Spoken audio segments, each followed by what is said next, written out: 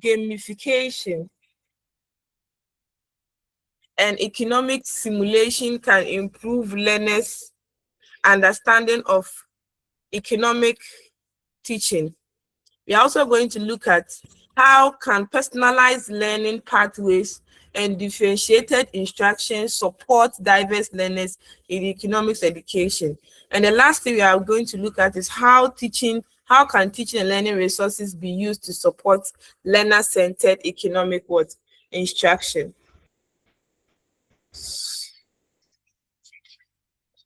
So we are going to look at the meaning and the purpose of teaching methods in the standard-based curriculum. And then we are also going to look at the cooperative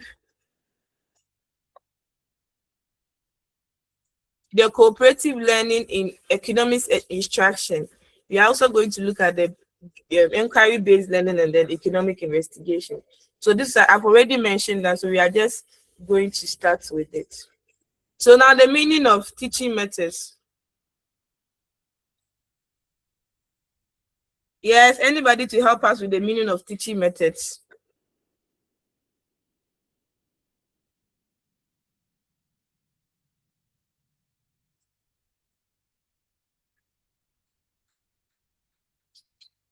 Yes. Okay, so nobody is speaking. Teaching methods refers to the strategies, the techniques and approach used by teachers to facilitate learning and help learners achieve instructional objectives. So teaching methods refers to the strategies that we use as teachers in the classroom so that we can be able to achieve our instructional objectives.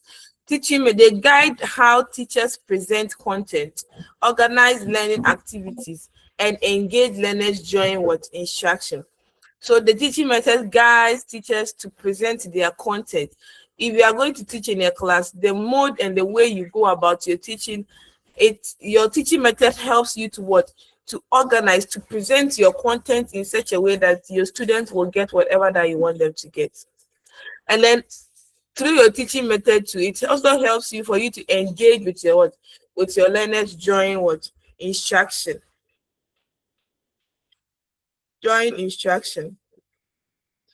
Now, under the standard-based curriculum, teaching methods are expected to be learner-centered, interactive, and competency-based. And that is what I have been preaching about, talking about each and every week that we have our morning section, that the standard-based curriculum place more emphasis on learner-centered instruction. So as a teacher, when you go to class, whatever that you're going to be, it should be learner-centered, not teacher-centered. And then it should be more interactive. You should have the privilege to engage your students even as you teach. And then it should be competency-based. And we've already talked about the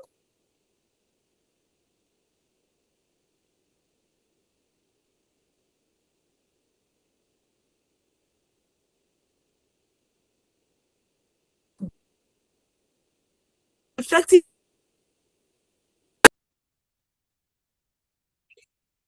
to actively participate, explore ideas, and apply knowledge to real life situation. So effective teaching methods encourages all learners to participate in class. If you are going to use a teaching method that you are the only person teaching the whole instruction, it is not effective teaching method. So we are saying that effective teaching methods is when learners are actively involved in the learning process, and then you also leave your students to explore, to inquire about a lot about what you are teaching them, and also they can also apply every knowledge you are giving them in real life situations. Now, examples of the standard-based curriculum oriented methods include such as cooperative learning, inquiry-based learning, project-based learning, discussion, and problem-solving activities.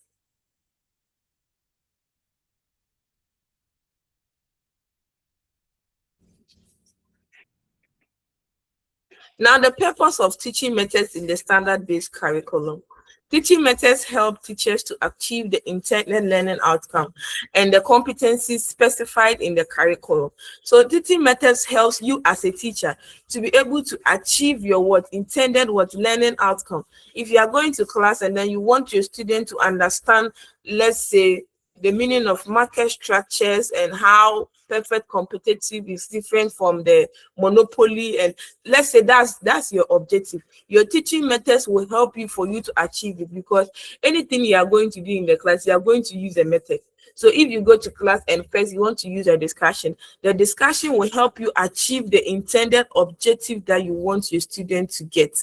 And now I also said that everything we are doing here is under the standard-based curriculum. So competencies that the standard-based curriculum emphasize for your student to get through your teaching method, they are going to get. And I've already cited an example in our previous lesson that these competencies can be the problem solving skills, the critical thinking, and the others. So all these competencies, as you are teaching, as you are using this method to teach, it will enhance or it will help your student to gain all these competencies before the end of the lesson. Now, they promote active learner engagement, allowing students to think critically, ask questions, and collaborate with peers. That's the purpose of the teaching method in the standard-based curriculum. If you use the appropriate teaching method, it will make you your student it promotes learner engagement. Now, some of the teaching methods that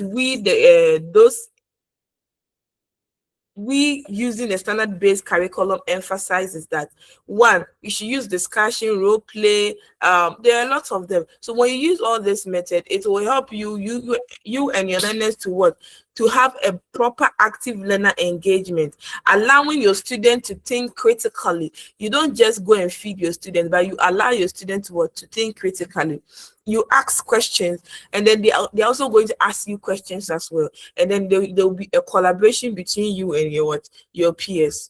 Now, appropriate teaching methods make meaningful, practical, and relevant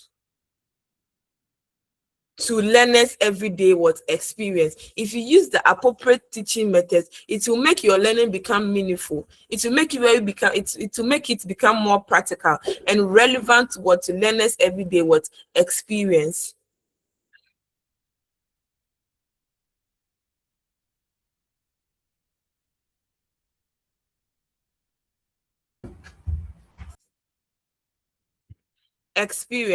Now, they support the development of 21st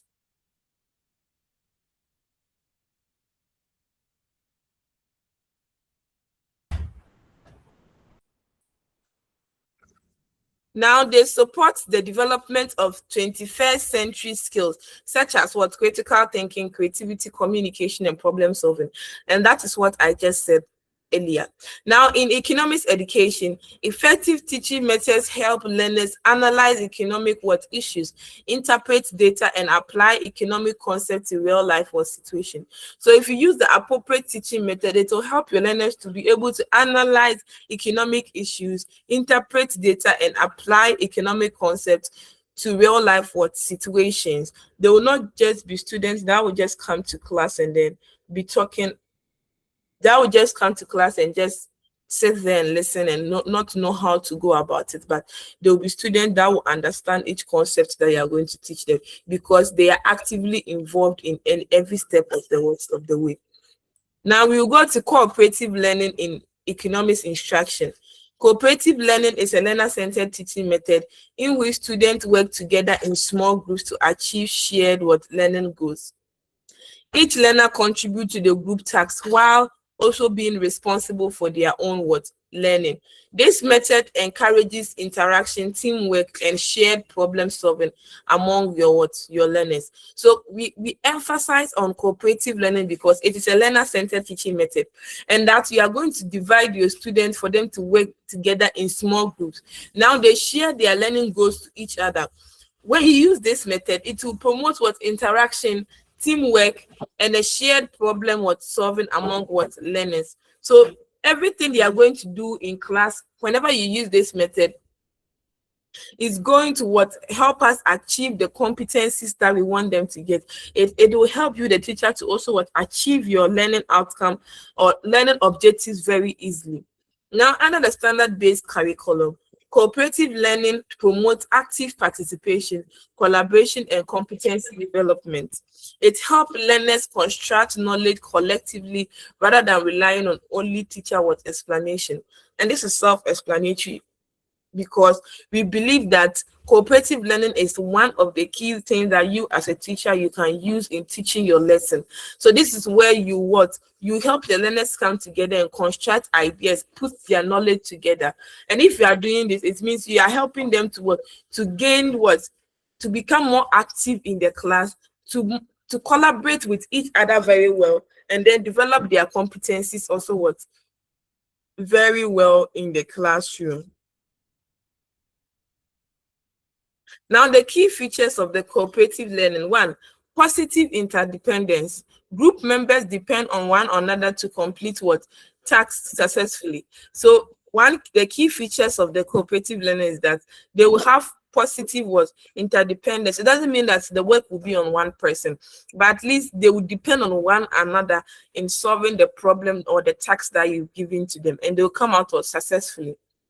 Now, individual accountability. Each student is responsible for contributing to the group work and understanding the material. So as if you use this method, now each student in the group is responsible to be accountable for them to learn whatever that they are doing in the group.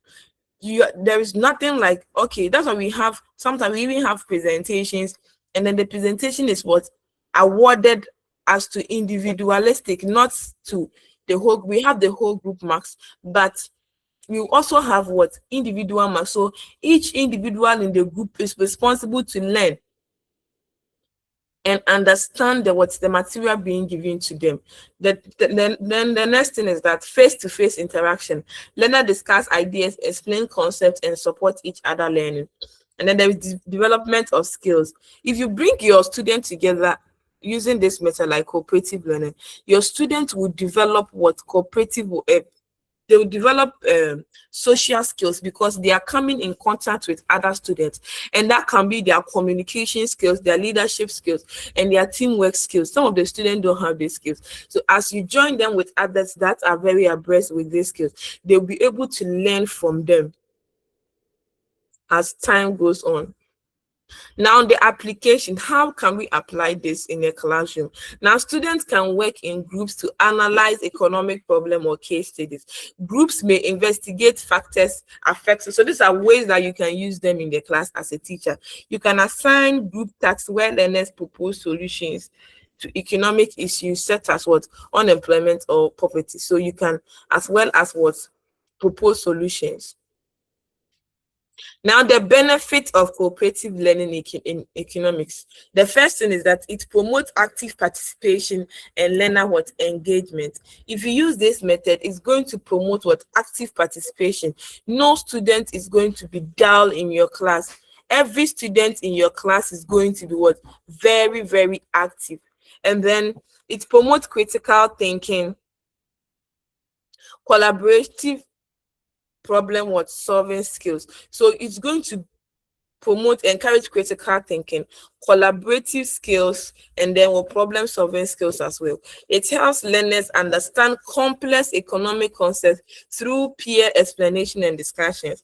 So I said earlier on that some of the students, you as a teacher, you can teach them, but when a colleague of them try to explain it to them, they will get it better than how you explain it in the class. So cooperative learning help your students to better understand complex economic concepts. And how do they do it? By peer explanation and then discussion. So as they are having discussions, as they are going on, as they are doing the group work, now they will want everybody to get the concept. So they are going to explain the concept in a way that most of their colleagues that don't understand will get it now.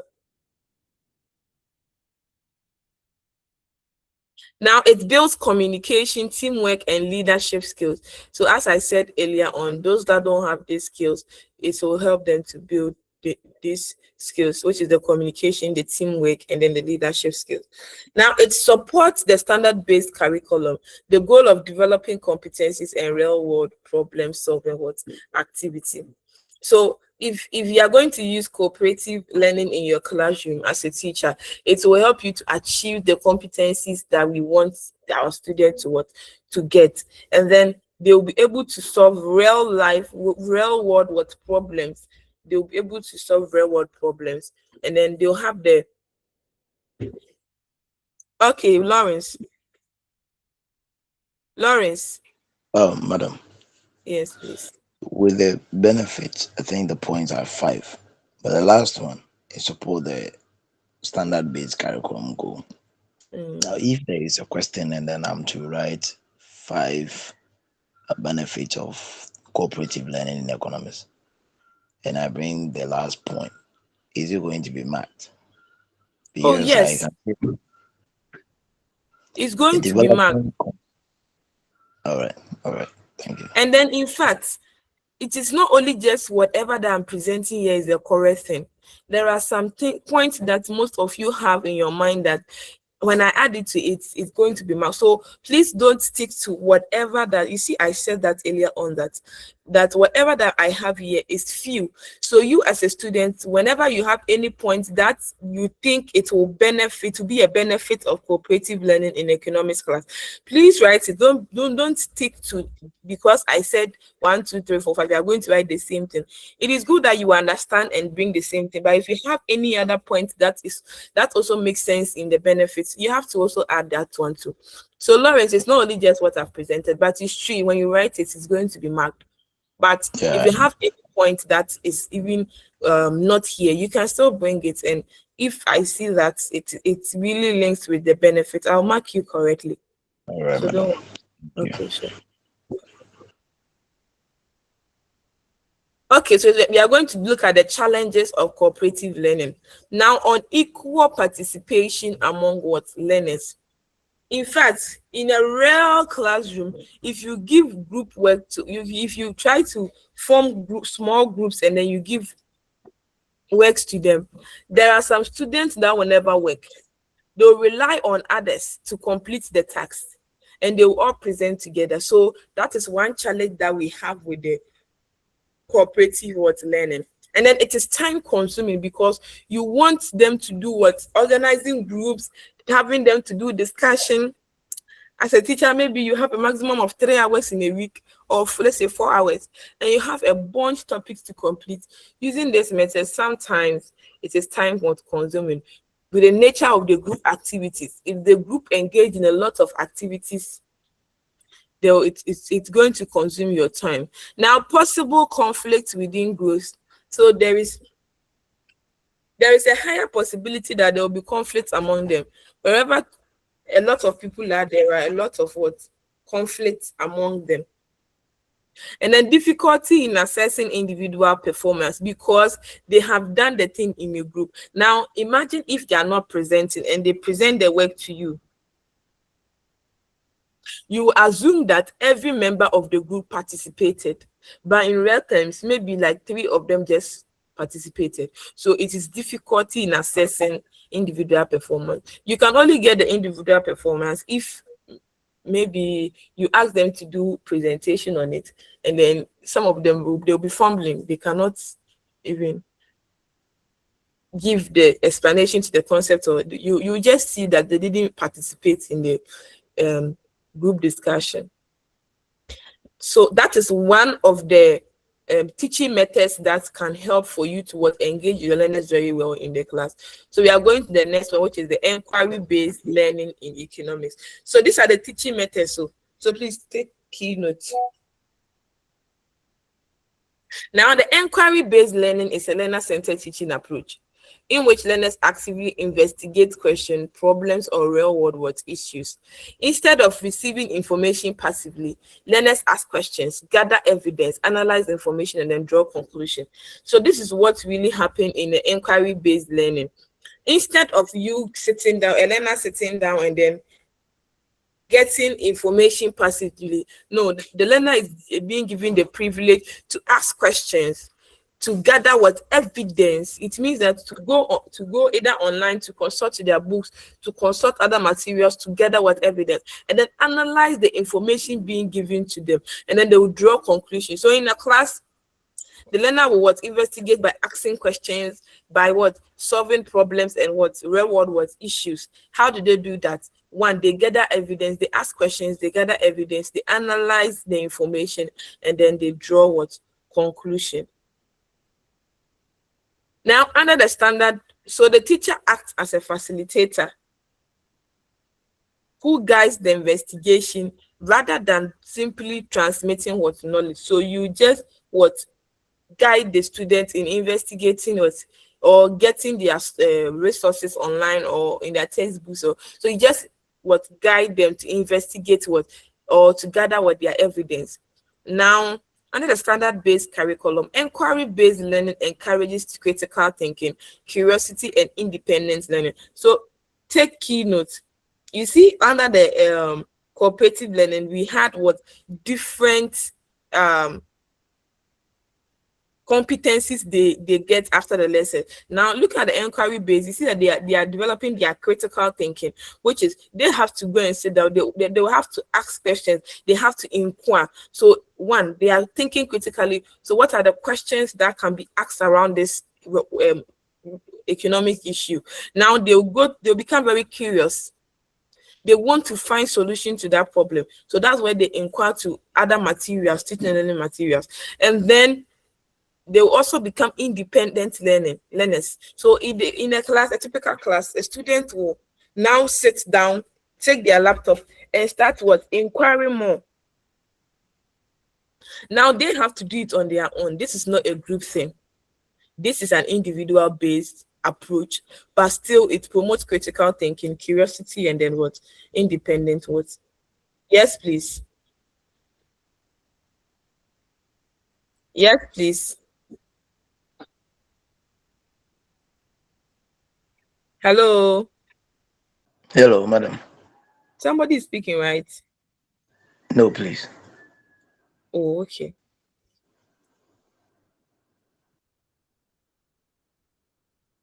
Now it helps learners to understand.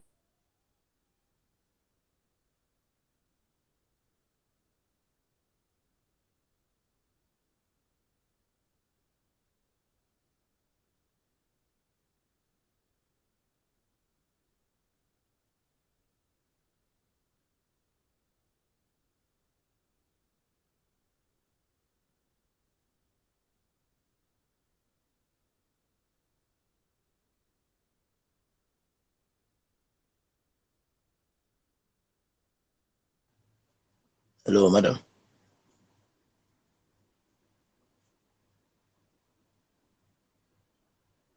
Hello.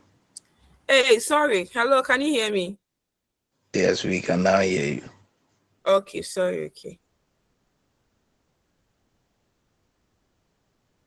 So I hope you got the initial one that I said, right? On the inquiry base, right? Yeah, we were on the competencies. Yes, we were on the competencies. That's critical thinking, curiosity, and independent learning. Okay. Okay. So I said that this after under the standard-based curriculum, the inquiry-based learning encourages critical thinking, curiosity, and independent learning. I'm saying that this is not a group method, but it's an individualistic method where learners now they have to think critically to ask you questions. What type of question can they ask you? Or you, the teacher as a whole, what type of question are you going to ask them? So you can just ask them that, okay, why is it that there is higher unemployment in Ghana? That's a question the teacher you are going to ask. Now, the students have to sit down to think critically. What is really happening in Ghana that people are getting unemployed? And then it will help them to be more curious. Then they will consult to other materials for them to get information on that. And then, as I said, it's an independent learning, so individualistic learning. It is not a group-based one. Now, it will help learners to solve it will help learners understand economics by exploring real economic problems and situation. Now, the key features is that of inquiry-based learning is that it's a question-driven learning. So learning begins with a meaningful question that stimulates curiosity and investigation. And that is what I just said. I said that if, as a teacher in the class, you can just ask them that, why is it that they have, maybe you have higher unemployment in the country? And that would be a way of what you stimulating their interest in whatever that you want them to get. It's what their appetite to go and look for. Hey, why is it that when my brother finished school, he didn't get any job? But let me ask questions. Let me consult materials online. Let me consult my textbook. Let me consult other people who are even not unemployed.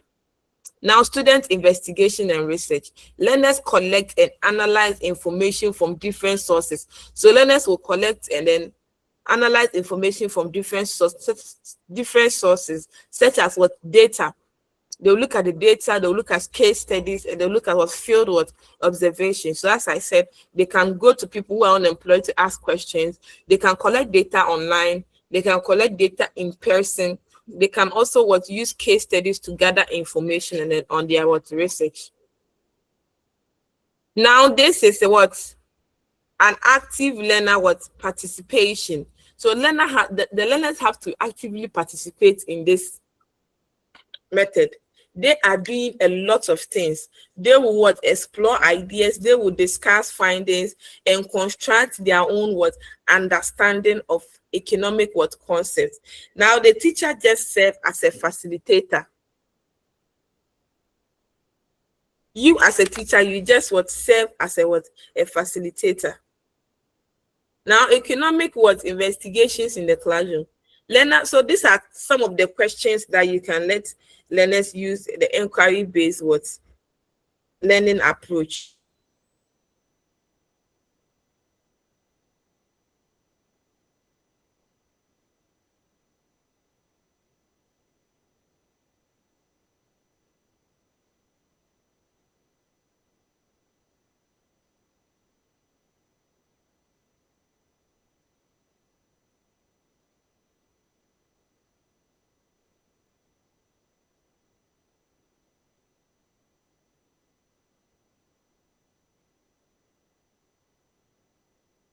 Learners may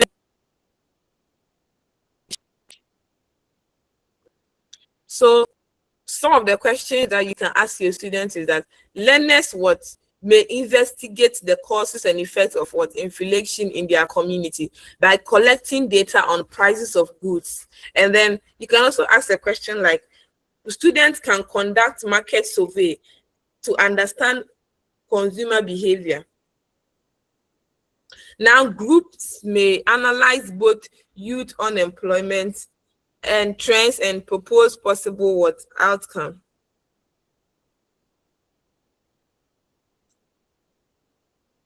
Learners can also examine government economic policies such as taxation, subsidies, and discuss their effect on the economy. So these are some of the questions that you can ask your students in the classroom, where they will have to use the inquiry-based learning.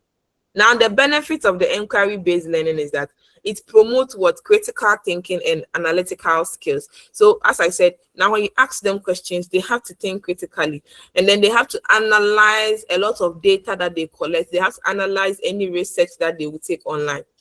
It encourages learners to apply economic concepts to real life situations, develop research, investigation, and problem solving skills. So even as they are doing this, they are developing their competencies, which is they are solving problems, they are investigating, and then they are doing research, because anything that you bring out should be research based. You cannot just talk just mere like that. It should be backed by data. And then it increases students' engagement and curiosity about economic issues. So now students will be more engaged. Now they are very curious about what is really happening in the country.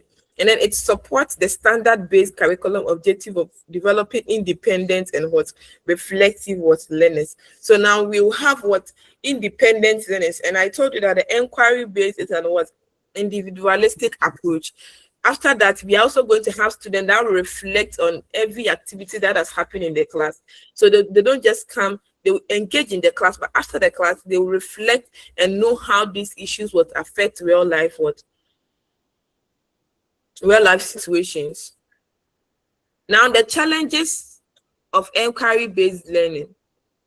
One, it requires more classroom time. The investigation and the research activities may take longer than direct instructional method. So if they are going to do research and investigation, it will take time because they have to go search, go and do this, collect data, a lot of things, which will take a lot of time. Now, learners may struggle without efficient guidance. Some students may find it difficult to investigate topic independently without clear direction. So some students can go online and be taking a lot of chaff information which are not even true. Now, resources and preparation demand. Inquiry activities often require access to data, materials, or technology, which may not always be available. So in a typical Ghanaian classroom, some of the senior high schools don't even have internet connection. So imagine if they are doing inquiry, if they are using inquiry-based learning, where are they going to look for the information online? So that would be and then assessment challenge. Evaluating learners' inquiry process and findings can sometimes be complex. How can you know that truly the students didn't give it to anybody to do it for them? They did it themselves. So sometimes your assessments can be very difficult. Assessing them can be very difficult. Now we are going to the project-based what? Okay, Lawrence.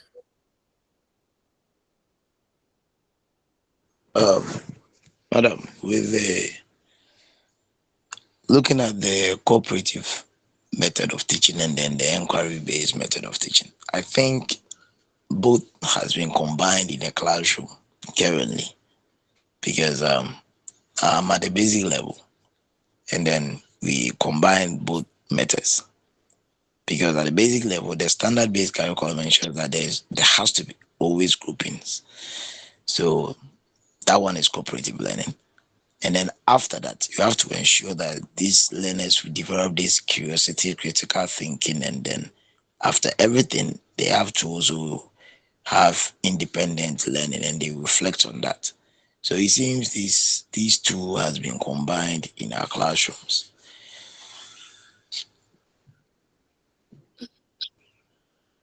Okay, Lauren. So I think so. When we say the teaching methods, yes, it can be combined in a class. So we are not just saying that in a class, if you are using cooperative learning, that is all. That's why they are teaching methods. So the teaching method will help you for you to achieve your activities in the class. So let's say in a day you want to achieve three things. You can use the cooperative one and then you can also use the inquiry one. But you see, I was trying to give you a sharp difference between these two. That is that they all want the learners to be engaged. They all want the learners to have develop a certain level of competencies. But even with the competencies, there are what differences. Now let's look at this. It is more what individualistic or independent. In the project one, we want the learners to also be independent, but it's more like a group activity. So with this one person goes on their way to what look for their data, research, inquire more and everything. But with a cooperative, they have to do it in a group form. So in a typical class, you can use both the cooperative and the inquiry based, but there should be a difference because in the inquiry based, you allow your learners to sort to other materials, but in the cooperative, it can be in the immediate class. That's why they are saying that. Look at one of the things that they talked about. They need what resources and in a classroom when you're using cooperative method.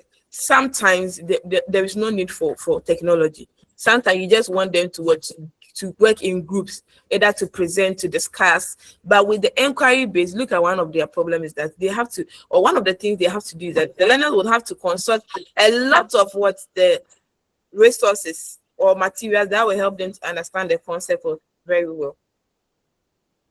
Lawrence, do you get me? Yes, I do, madam. Okay, thank you. So now you are going to look at the project-based what learning, the PBL.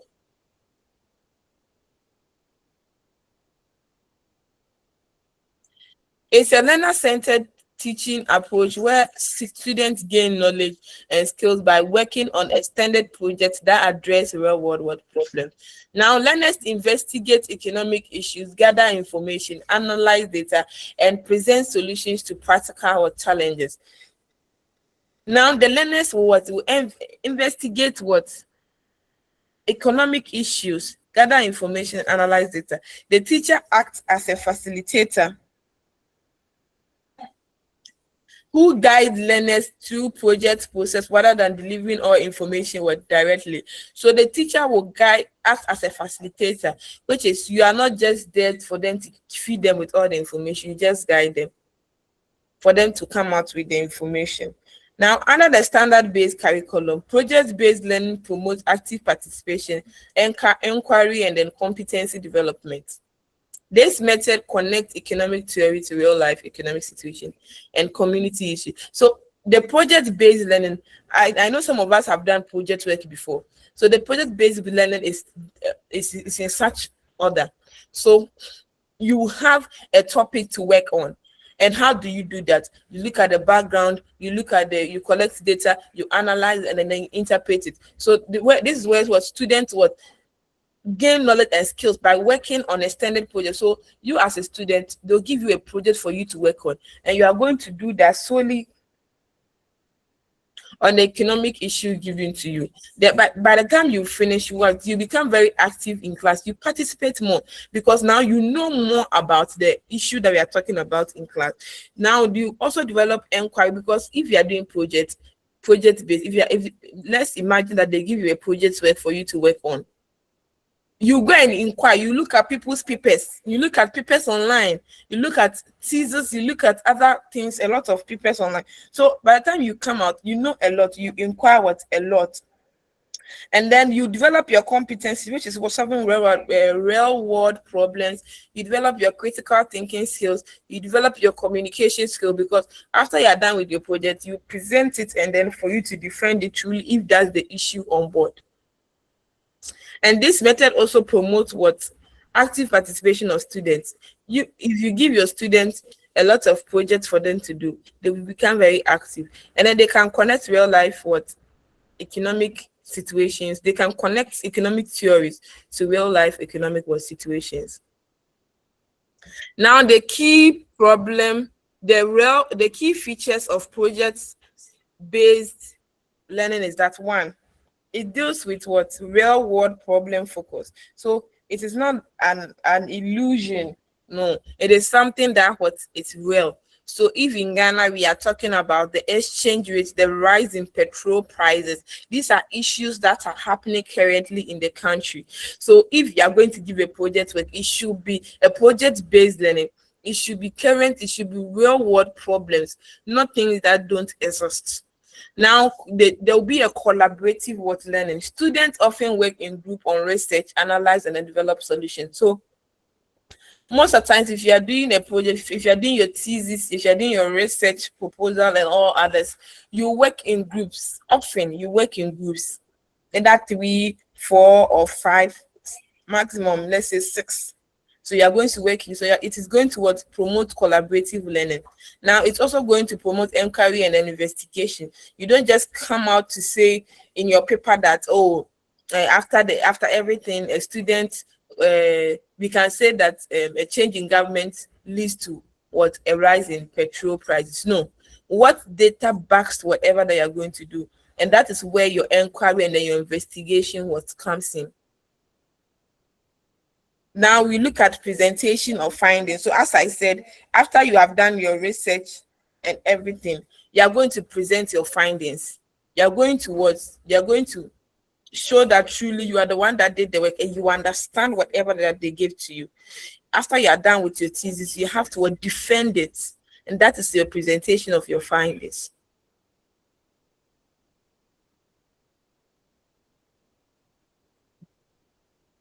Now, the application of the project-based learning in the economics. In your class, in a typical economic classroom, These are the ways that you can apply them. Now, students may investigate causes and effects of youth unemployment in their community and propose possible solutions. So these are some of the questions you can ask in your classroom. Learners can conduct projects analyzing price changes in local markets and impact on consumers. Groups may examine the role of small businesses in economic development within their local area. Students can also develop projects on household budgeting and on financial planning. So these are the questions you can ask them. So if you are to state and explain 3 teaching methods that promote the competencies in the standard-based curriculum, you can state these 3 and add examples, because those examples also gives you mark. Some of you, the reason why you don't get your maximum marks in the exams is that you don't add examples. So you can just cite that, for example, a teacher can give a student a question like this, and it can fetch you some marks. So please, let's take notes as our exams is drawing near.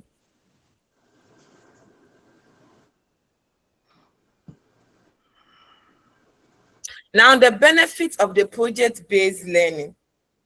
It promotes deep understanding of economic concepts through real life application. So now you get deeper understanding what is really happening at the ground level. It is not about what is being written in the book, but what is really happening. Are people who are suffering? Are income very low because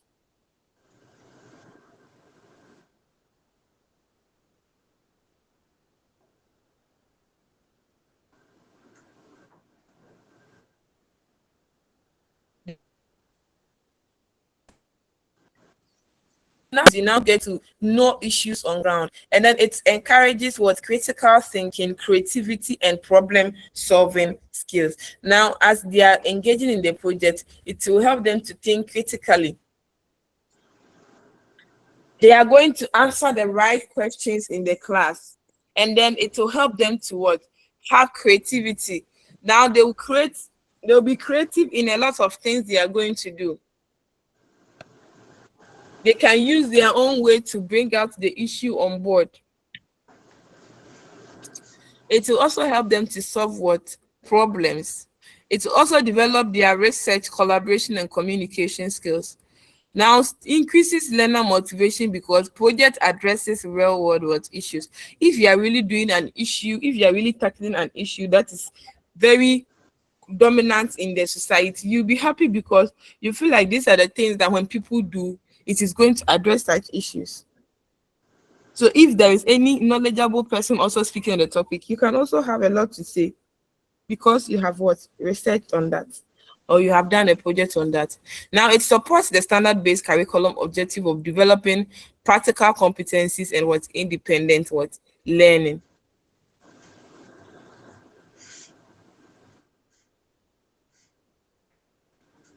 Now we are going to look at the challenges of the project-based learning. The first one is time. Lawrence.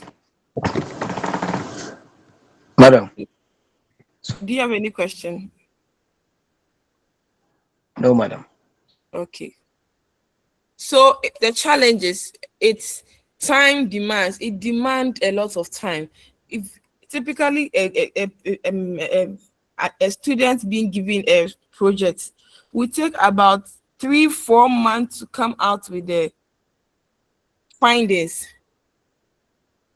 because if in a classroom they'll have to go and investigate and present. Time for planning, time for bringing everything together. The teacher will look at it and see if truly whatever that they've gathered is really true, and how do they go about it, how did they come together to make it a success. So all these things consume a lot of time. Now, resource limitations, because you are going to use data, you are going to use technology, and the community resource may not be always available. These resources might not be available. Unequal participation within the group, I've already spoken about that. And then assessment difficulties, the teacher may find it difficult to assess individually, and then also know their intake in the project that they've done. Now, teachers may find it challenging to evaluate both the project process and the final outcome. Yes, The teacher might not know that how it went, and then how they came about the final. They'll just present the final work to you as a teacher, and you wouldn't know how the project process what went. The only way even you can come in is maybe when they bring their findings to you and they ask you to help them arrange it in order, or help them to look at if they can make adjustments. And you, the teacher, how would you know if truly they gathered the information from the right sources to present? Now, so assessment become difficult. So another teaching method that support the standard-based curriculum is active learning strategies. Now, active learning refers to what?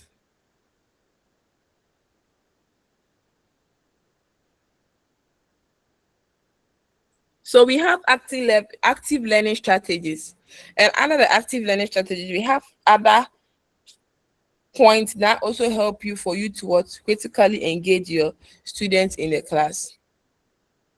So the first thing is what active learning refers to what instructional approaches that engage learners directly in the learning process through what participation, interaction, and practical what activities.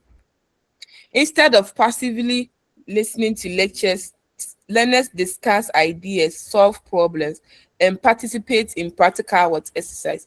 So with this, it will promote their critical thinking skills. It will help them to collaborate with their peers well. It will help them to also apply knowledge to real life situations. So under this one, under the standard-based curriculum, they are going to develop critical thinking skills, creativity, communication, and then problem solving skills. This I've already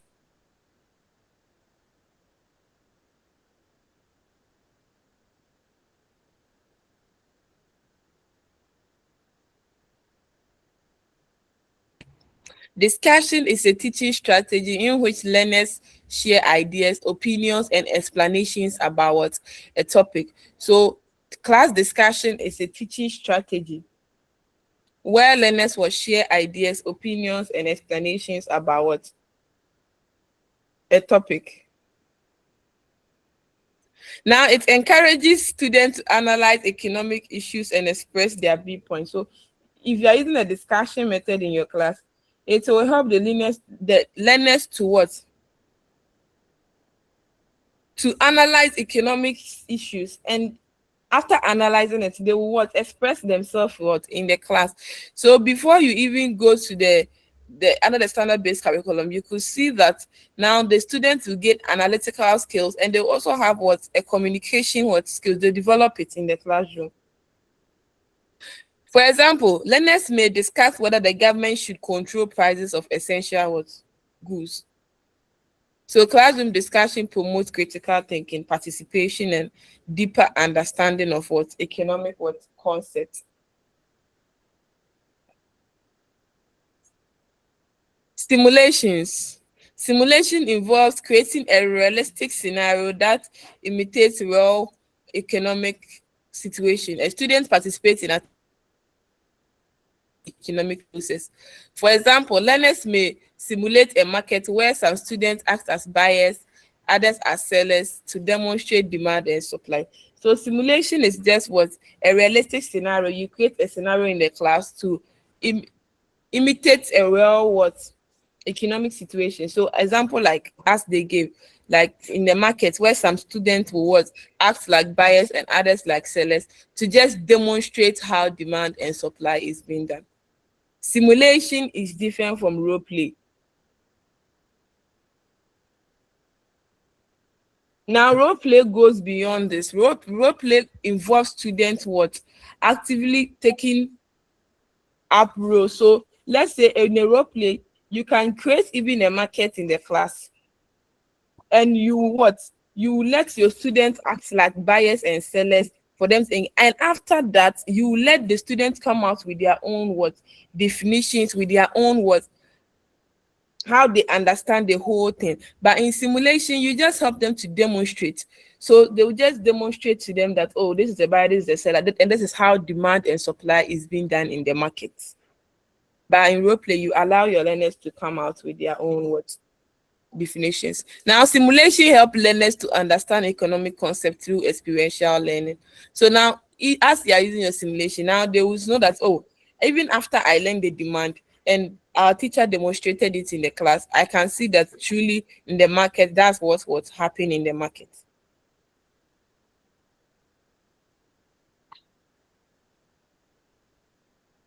We are going to debate.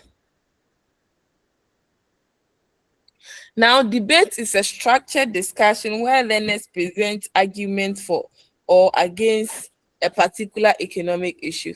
And most of us have come in contact with this. So in debates, either you stand for or against the motion. So this is the motion will be an economic what issues. So it encourages what students to analyze evidence, organize ideas, and defend their viewpoint. So before you come out to debate on an issue, you analyze the evidence, you sit down to know the pros and the cons of whatever that you are about to present. And then you organize it. You don't just stand out to give your point. In debate, if you don't organize your points, you will not win either for or against, and then you defend it to the point that your opponent might not have a question to ask. Now, for example, you can do this in your class. Students may debate whether taxation improves economic development. So you have two groups, one will take for or one will take what against. Now, debates help learners to develop critical thinking, communication, or analytical skills. Role play. So role play involves acting out different roles in a simulated economic situation. Now, it helps students understand the perspective of different economic actors. For example, learners may role play the government official, consumers, producers, and new tax policy. Role play encourages creativity, empathy, and practical understanding of economic interaction. Now, the benefits, so all these that I'm saying are under the active learning strategy. Whatever that I'm saying right now is part of I want you to understand. So we have active learning strategy. So under it, we have the active learning, we have the discussion. So a question can be asked like, state 3 learning, active learning strategies we have in economics. So that's where you can state active learning, discussion,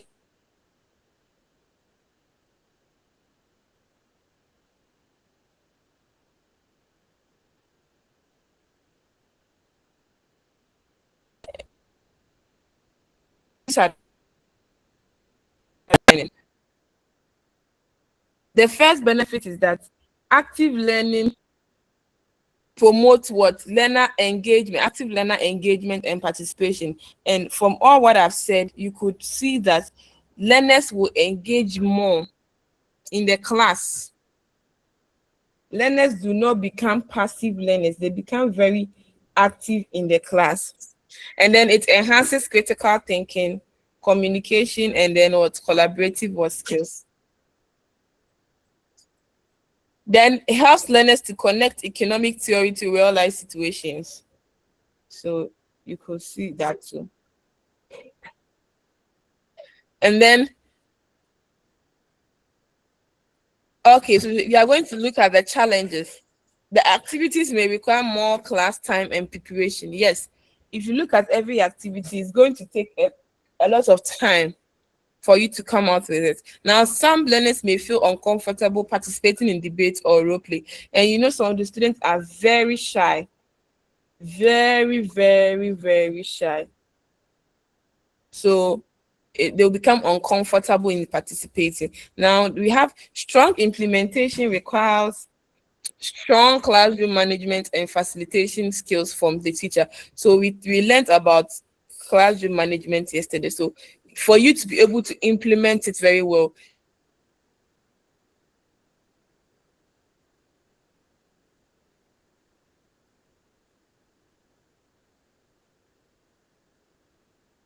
for them to get if you want them to get. We are going to look at the flipped classroom approach. Now, the flipped classroom approach is a teaching approach in which learners study lesson content before coming to class, usually through videos, readings, or online materials.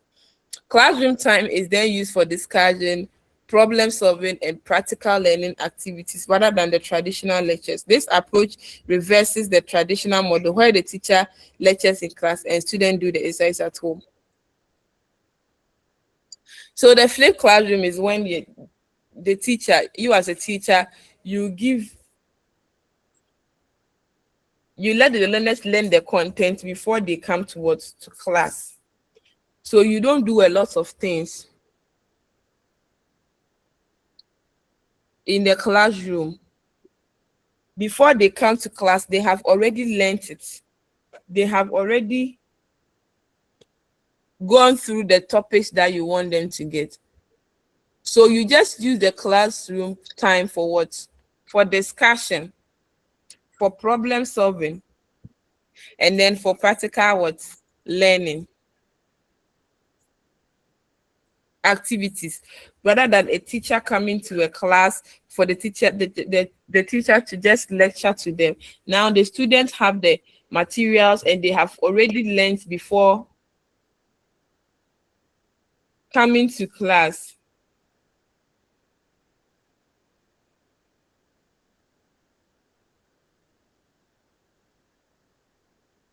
Now, under the standard-based curriculum,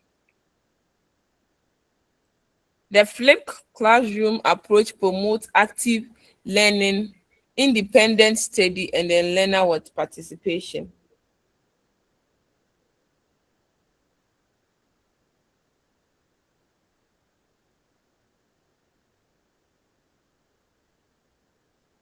It what promotes active what learning, because in the classroom now the teacher does not become what, and the teacher still facilitates, but the learners become more what active, because they have already been given the lesson content for them to study before the lesson. So as they are coming, they are also abreast with most of the things that you are going to do in class. So one, if as a teacher you ask them questions, or you ask them to what, to even present on what they learned, they will rightly what do that in the classroom, which is promoting what active learning. And then there will be independent study. They'll go to their various homes to what, to inquire about the content that you want them to get. And in their various homes, everybody is going to their house. So in real terms, everybody is going to learn independently before they'll come to class. And the learner participation, they'll participate in the class as well, because they know whatever that they are coming to do. Now, the key features of the flipped classroom is what? Pre-class learning. Students review instructional materials such as recorded lessons, articles, or presentation before attending class. So that's what I said earlier on, that students will have access to what? Your lessons, you'll have access to the articles, will have access to your presentations before they even come to what? To class. Now, one thing also is that you're going to have an interactive classroom activities. So class time is used for discussions, group work, and problem solving exercise.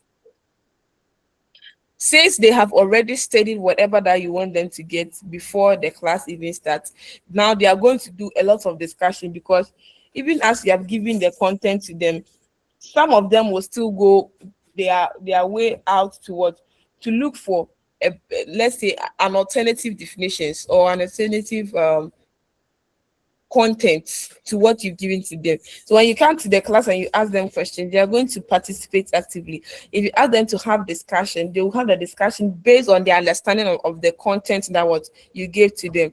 And they are also, it also promote what group work. They will come together in the class and do it. And then problem solving skills, as we believe that every issue that we present to our students, they should be able to come with the required solution. So they are going to solve what real life or situation problem. Now you, the teacher, just act as a facilitator. You act as just the facilitator. Now you guide learners, clarify concepts, and support deeper understanding. So you clarify concepts. If maybe during your recorded version they heard maybe is, but in actual term you wanted to say eight. You can clarify that, and then even as your student go out to search for other informations, they can look for information that do not align with what you want them to get in class. You can just what guide them to the intended objective that you want them to achieve at the end of the lesson. Now it is a student-centered learning. So now learners take greater responsibility for preparing and engaging with the lesson. So you don't have to do a lot of work. You just act as a facilitator, and then your learners will just what take the greater responsibility of the learning what process. So the application in teaching economics. So these are the possible questions you can ask your students when you want to use what a flipped classroom. So students may watch a video explaining demand and supply concepts before the class. So let's say in a typical senior high school, they will have a break time. So you as a teacher, you can tell them that they should go for their break but return to the class very early.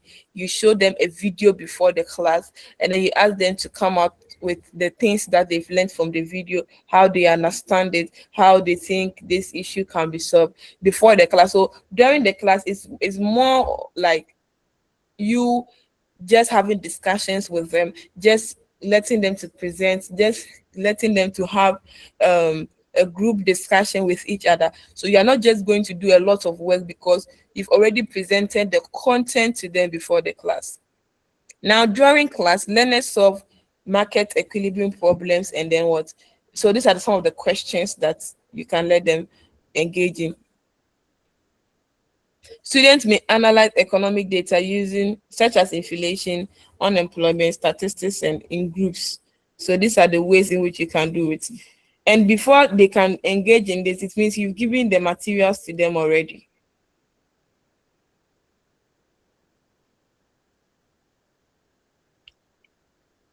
Now let's look at the benefits and the challenges of a flipped classroom. One, the benefits is that it promotes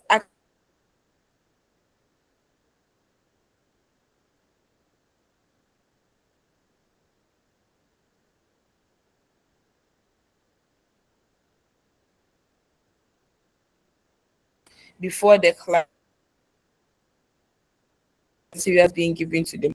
And if students have materials before the class and you ask them question, they are happy, they want to raise their hand and then answer those questions. So it promotes active what participation, and then everybody will have something to say because they have already had a taste of the content before what the class. And then it's also going to promote collaborative skills. They are going to work in groups, they are going to have discussions. So all these things contribute to their collaborative learning. It allows learners to study content on their own pace before the class. So if you give the materials to them, it will allow the learners to learn in their own pace. So they don't have to rush things. They just look at them, learn before the class. In the classroom, you have to learn within a short period of time. But if you have given the content to them before the class, now they have the time to digest whatever that you want them to get. It provides more time for discussion, application. Yes, because in the classroom, imagine that you give your materials to your students in the class before the class. Now you have a lot of time to discuss because you are not now going to copy notes, you're not now going to ask. So they know the content, so we are now going to use this method very well. You have a lot of discussions, you have a lot of more of application, other people will bring questions, they will debate. So the class is going to be very lively, and they are going to solve problems. They are going to have problem solving skills. So that is one.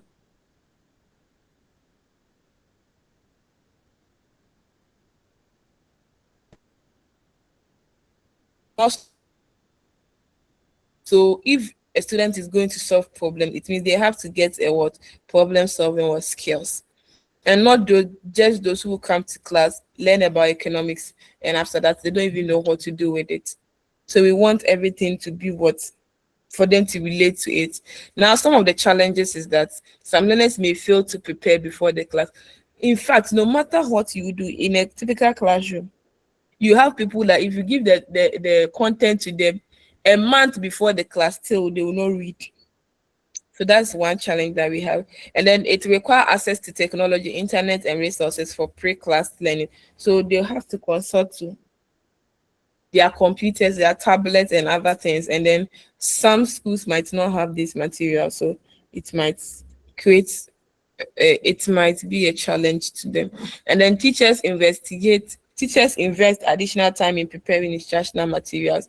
So before you go to class, now you have to give them the content, so you have to take time to prepare what you want them to learn. So it takes an additional time, you as a teacher, which becomes what, a challenge.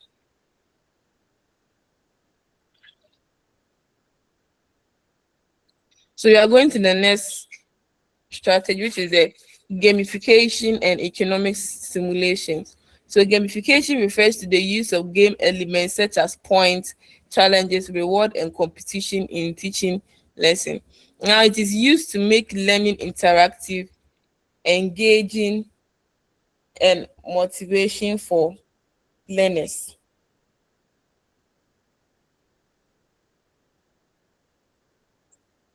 So you are going to use game elements such as points, challenge.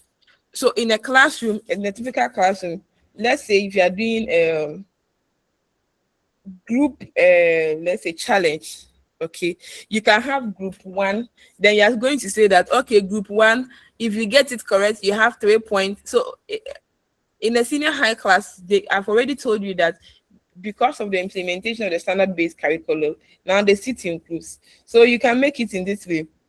From group 1 to 5, if any group gets the question correct, 3 marks. If any group get the question wrong, -2. So these are the things that can also make your teaching learning very lively. Now everybody would love to participate in the class.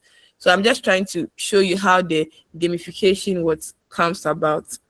So you reward, you give challenge, you give competition in your teaching and learning process.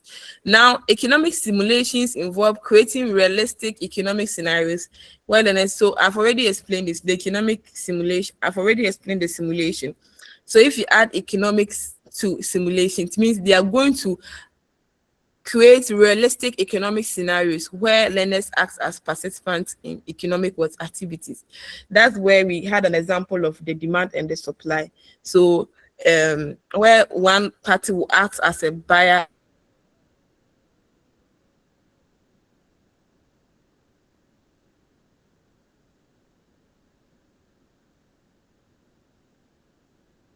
curriculum. That's giving marks to students, sharing of giving reward to your students.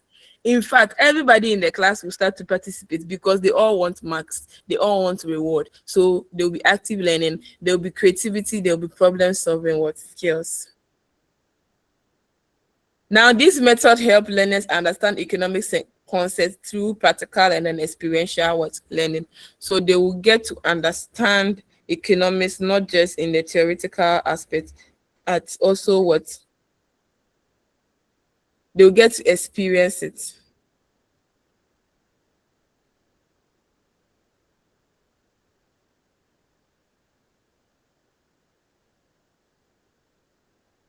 So we are going to look at the key features of gamification and then simulations. Now, the use of game elements. So as I said, the scoring system, the competition, the reward or challenges to motivate learners, and then the experiential learning. So learners gain knowledge by actively participating in stimulated economic activities, which is the simulation. So they will participate. Oh, I want to be a buyer, I want to be a seller, madam, I want to be there.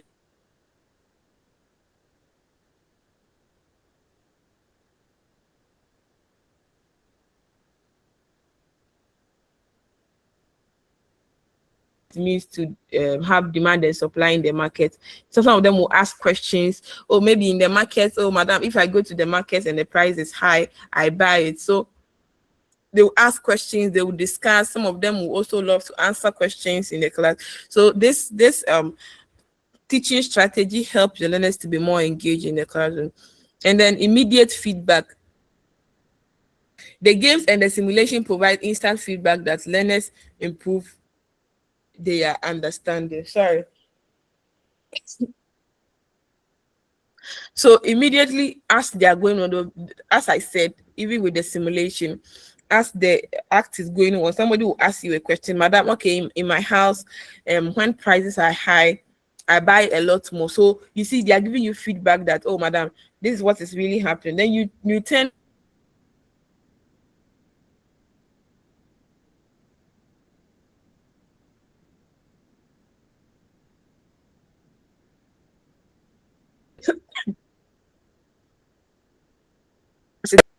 to answer them.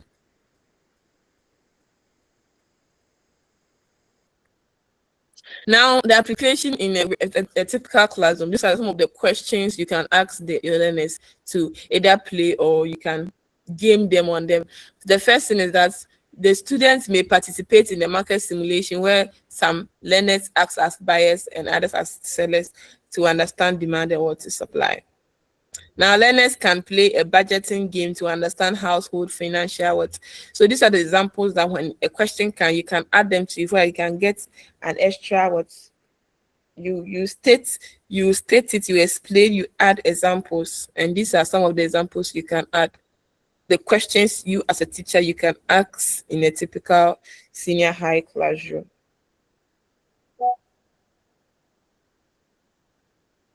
Now let's look at the benefits and the challenges of gamification and then simulations. The first benefit is that it increases learner motivation and engagement in the classroom. So it will motivate learners to actively engage in the classroom. Now it helps learners to understand complex economic concepts through what experiential learning. So as I said, especially if you are teaching concepts, if you are going to use simulation, they will understand it in the easiest way because some of their friends are demonstrating it to them in a simple way that they can understand.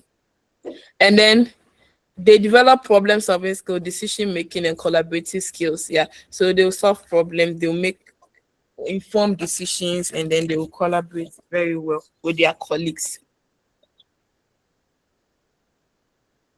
Now the challenges, sorry. Some simulations may require special material or digital resources.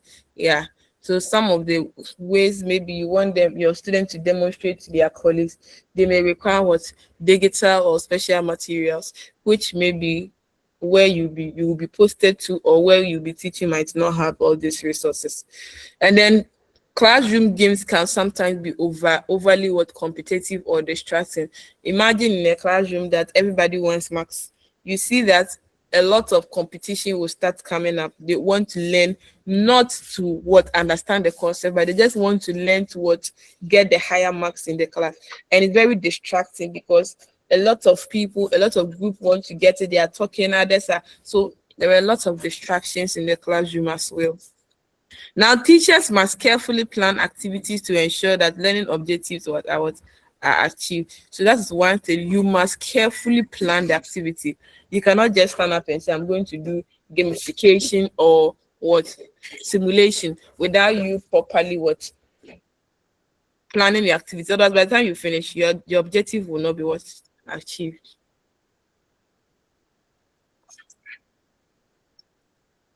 So we are going to personalize learning pathways and differentiated instruction.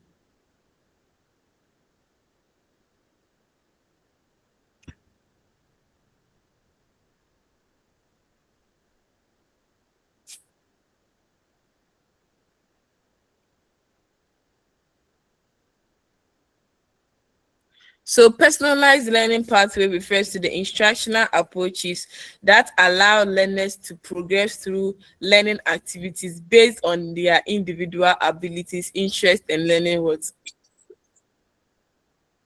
So personalized learning approach, you look at how the instructional approaches that will allow learners to progress with their learning based on their activities, on their interests, and then on their learning pace. Now, differentiated instruction involves adjusting your teaching methods, activities, and assessment strategies to meet diverse needs of what learners. So if you're a teacher and you are teaching the how you mix different type of method in a class to meet your learners what need. Now these approaches recognize that learners have different strength, background, and learning style. So this approach help us to appreciate the fact that you have different learners in your class, and then they have different strength, they come from different background, and they have different what learning style. It encourages the standard based curriculum. Under the standard based curriculum, teachers are encouraged to design lessons that support inclusive education and equitable learning opportunities, which we have already said that in our previous lessons about inclusive education and then equitable learning with outcome.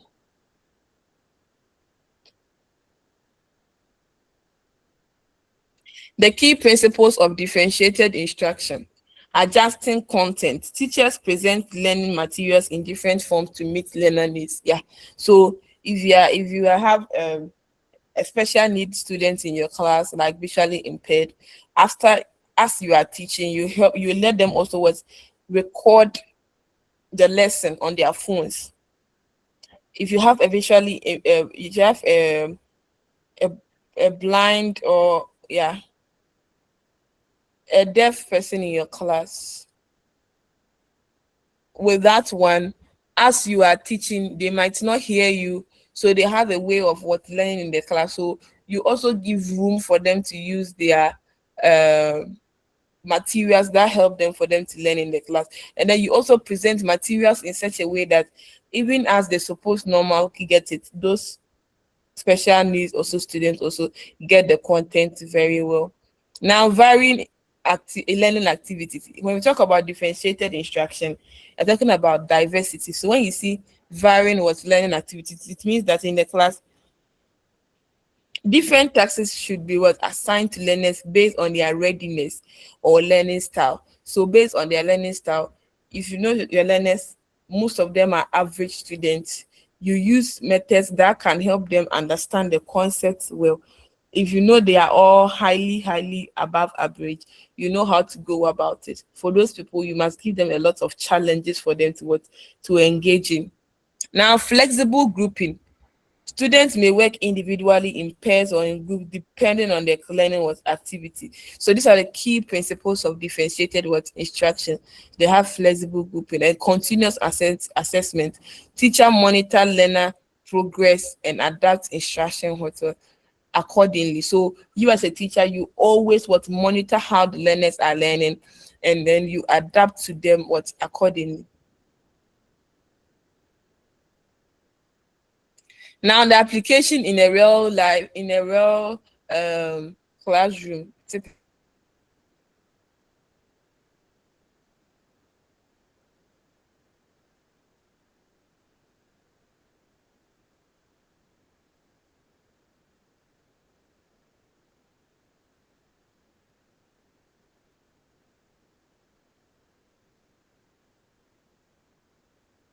Ghanaian. Some learners may analyze economic graphics and statistical what data, while others work with simplified explanation of the same concept. So, as I said, if you have students which they are above average, they will be interested in using data and then statistical what data graphs to what analyze data. But other students who want it in words, that's where they understand it. So if you know how your students understand each, if you know their learning styles, you know which instruction that best fits them. So students may complete different tasks related to the same economic topic, such as inflation. Also, you can give different tasks in the class, and they will complete it in a different way, but achieving the same outcome.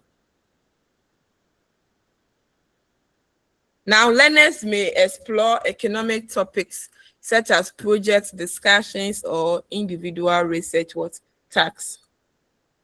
Let's look at the benefits.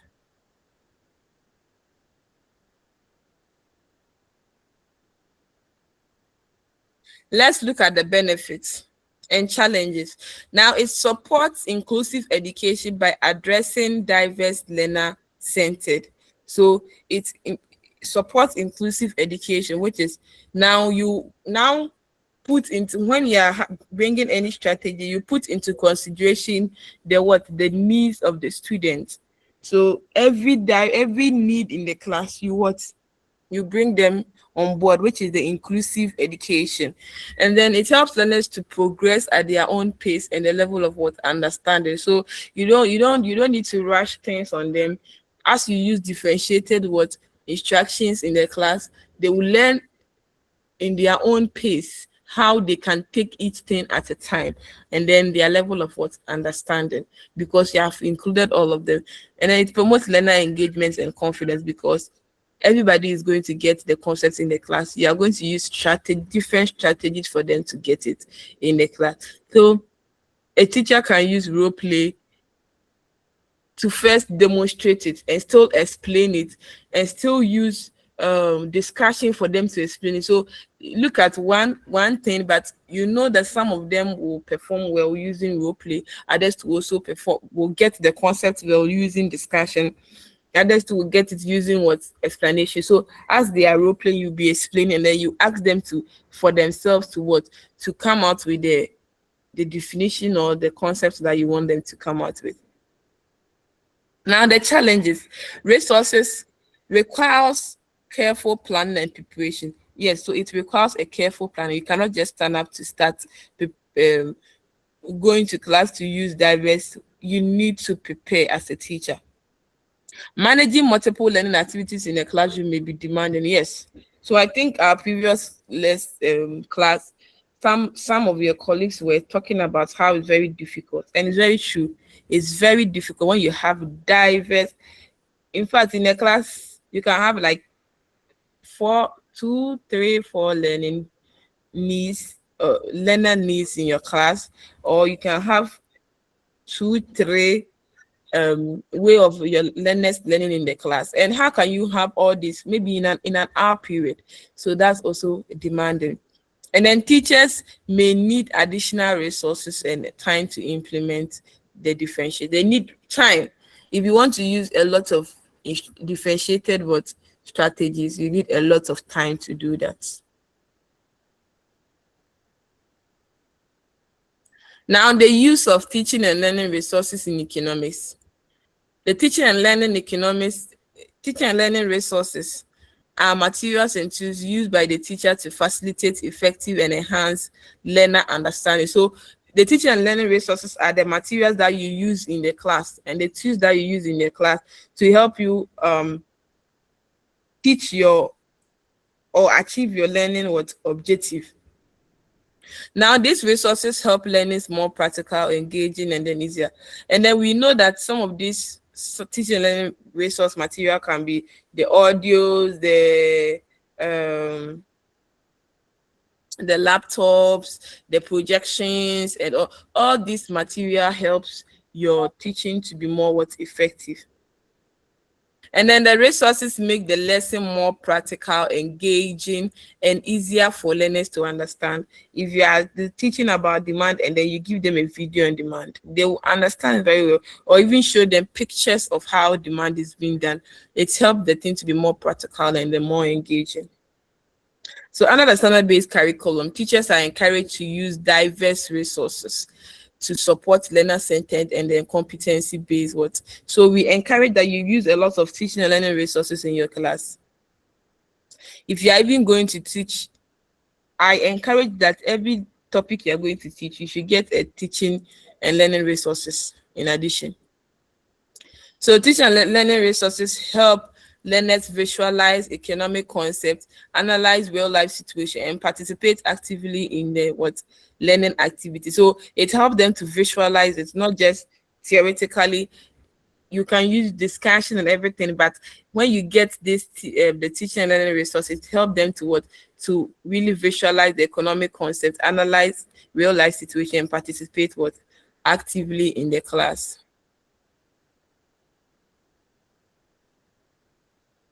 Now, the types of teaching and learning resources, we have the print resources, which are the textbook, the charts, the graph, the newspapers, economic reports. We have the visual resources, which are the diagrams, the pictures, the maps, the statistical tables illustrating what economic work data. We also have digital resources, which are the videos, the online articles, the economic databases, and educational software.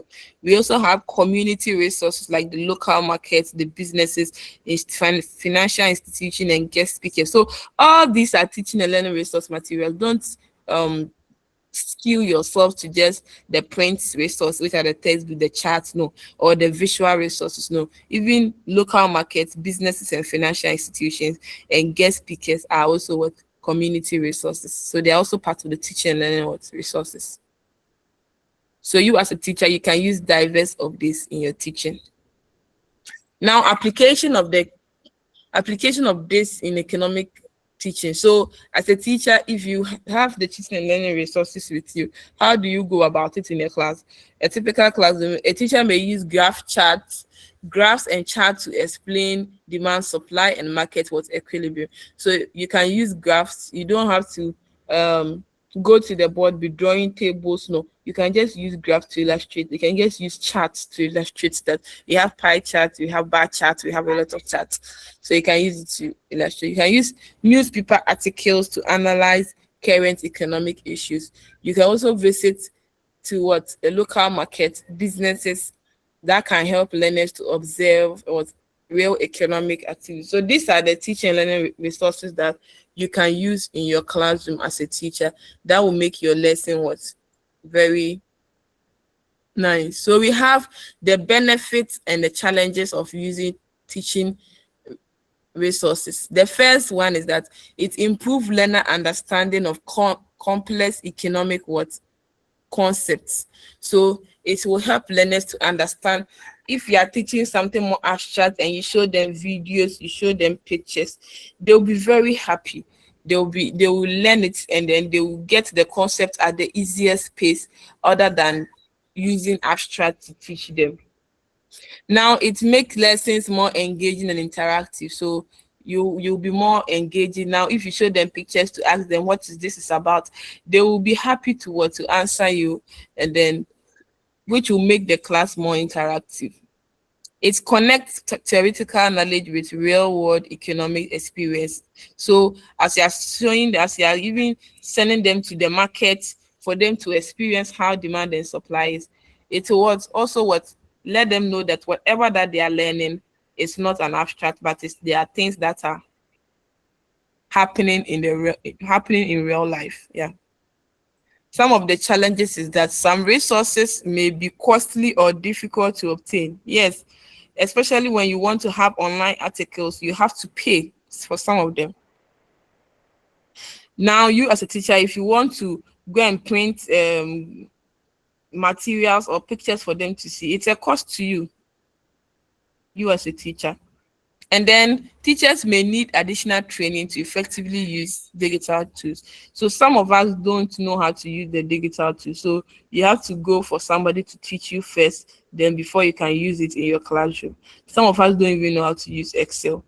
So as teachers, we encourage that we learn all these things before we move out to teach our students. Then the last thing is that access to technology and materials may be limited in some school. And it's very true. Some schools don't even have internet connection, as I said. So if you are going to let your students, now schools have tablets. So imagine they don't have internet connection. You want them to go online and read an article. They might not have the resources to do so. So these are the benefits and the challenges that we face when we are using our teaching and learning resources in a classroom. Any question?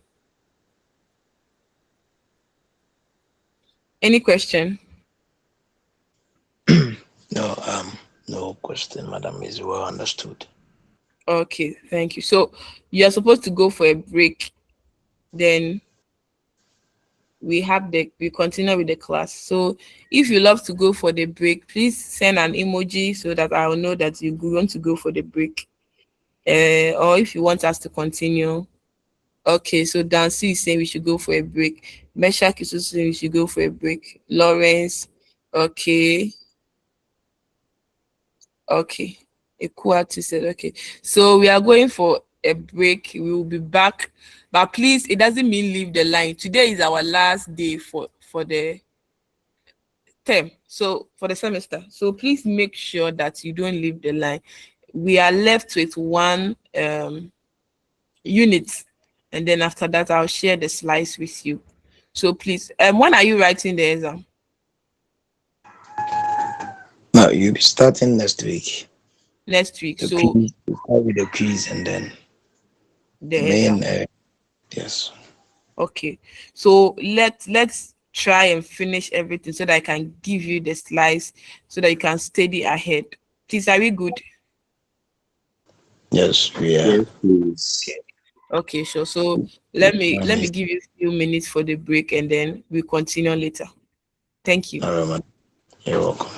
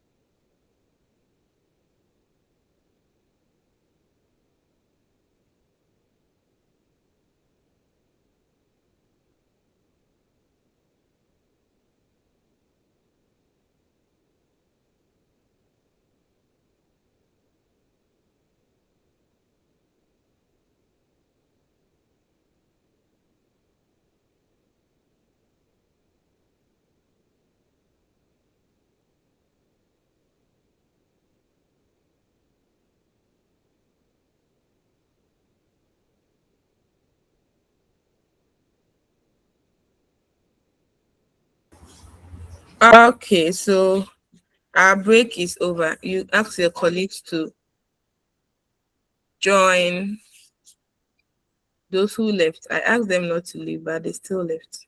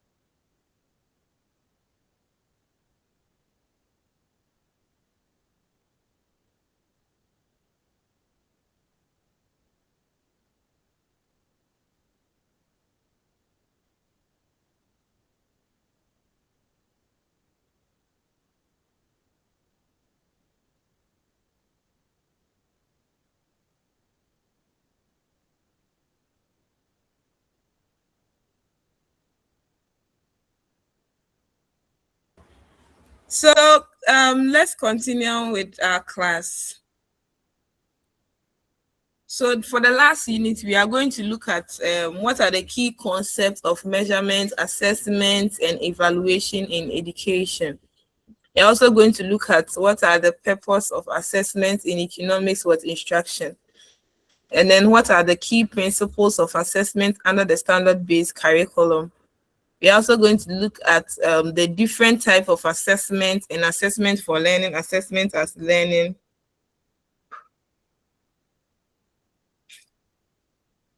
and assessment of learning.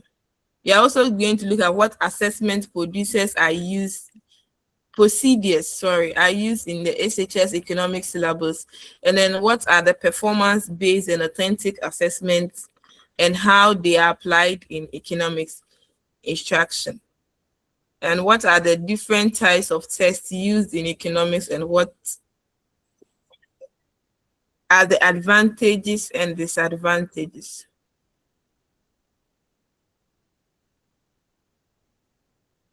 Now, the course outline for presentation, we are going to look at the concept of measurement, assessment, evaluation, purpose of assessment in economics instruction, principles of assessment under the standard-based curriculum, the type of assessment, assessment for, assessment as, and then assessment of.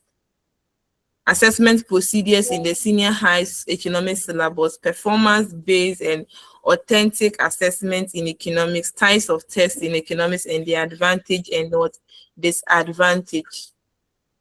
Now, the first thing we are going to look at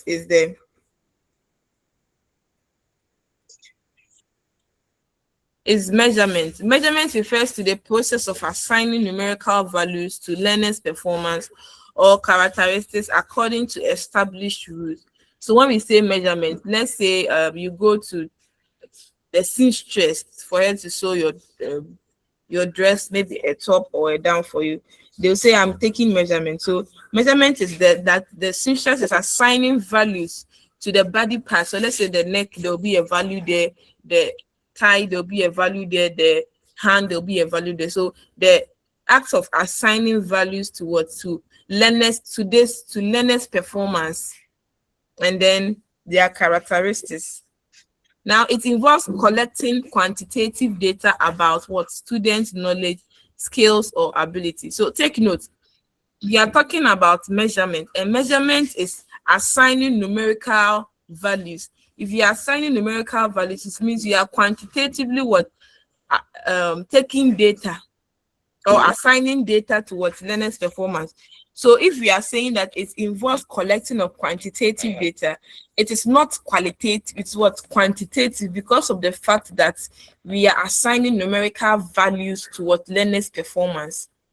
So the quantitative data about learners' knowledge, skills, and what abilities.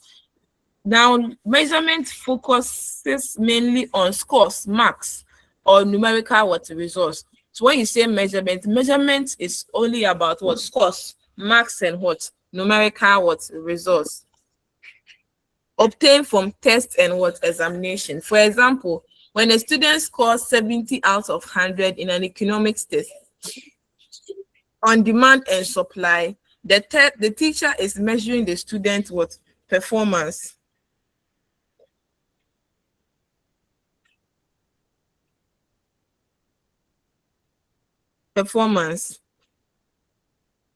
Measurement provides objective information that can be used for further assessment and evaluation. So when you do a measurement on your student, it provides objective information. You get a fair view of how they understand the concepts in the class, and then it can be used for further assessment and evaluation.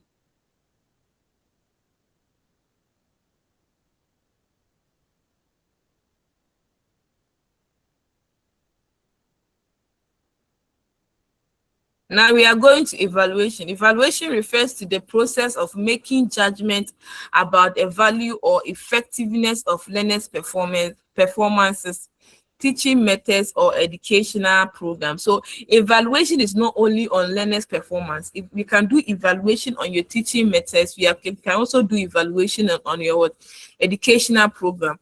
Now, evaluation is making of judgment, not assigning values. It is the making of judgment about a value or effectiveness of learners' performance, teaching methods, or educational program.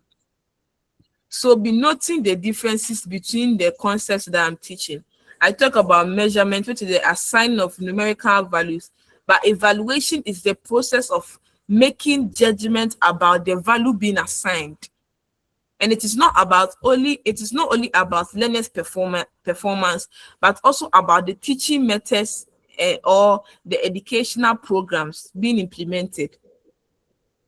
Now, it involves interpreting assessment results to determine whether learning objectives have been achieved. So, as I said, you are not assigning values, but you are just making judgment to the values that have been already assigned. Now, before you can make judgment, you must interpret the values, the results being assigned, to see that truly if my objective has been achieved or not.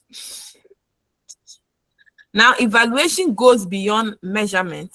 and assessment because it involves decision making based on the results obtained. So as I said, evaluation goes beyond just assigning values. So as I said, measurement is a numerical assignment of values, and then you can assess your learners in the class to see if the objectives have been achieved.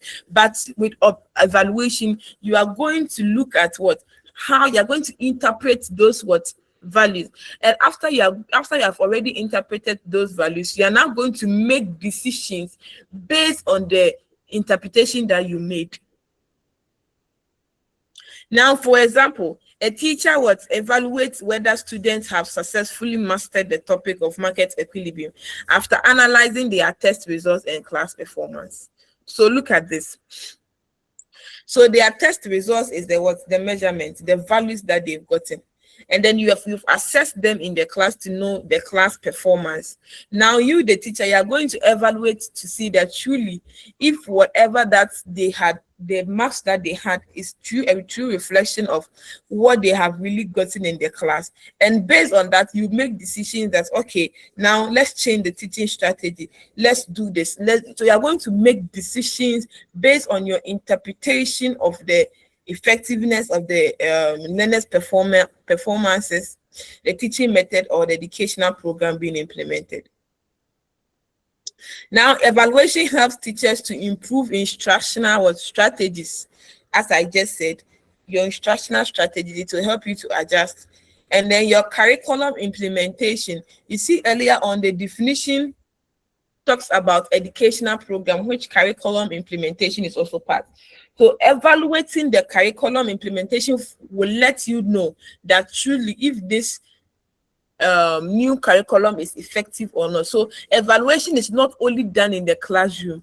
It can be done in the classroom. It can be done on your teaching method. It can be done even in the educational programs that are being implemented.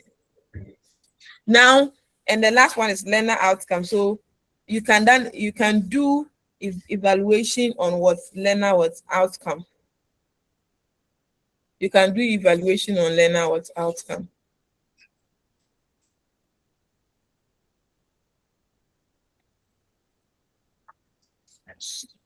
Now let's go to assessment. Assessment is an essential component of teaching learning process because it determines whether the instructional objective has been achieved. So let me differentiate between the three for you. Measurement is the assigning of the numerical values to their objectives or what you intend for them to get. Now, evaluation is interpreting whatever value that you've given them to make decisions. And we've also learned that assessment is done even in the class, after the class, to know truly if what the learning objective that you want them to get, they have gotten it. Now, I said that evaluation is not only just done in the classroom, it can be done outside the class, which are the educational programs. But assessment is done in the classroom because you want to know that if truly the objective you set has been truly was achieved. And now it provides, the assessment provides information about learners' knowledge, skills, attitude, and competencies. I've already spoken on that in our previous lesson. So assessment will help teachers understand how learners are progressing, whether they need additional support. So assessment for learning, assessment as learning, and then assessment of learning. It will help you to know how they are progressing and where they need additional support. Under the standard-based curriculum, assessment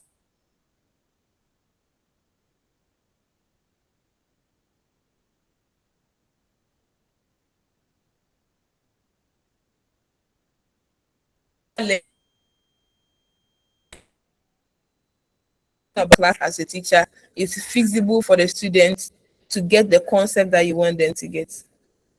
Yeah.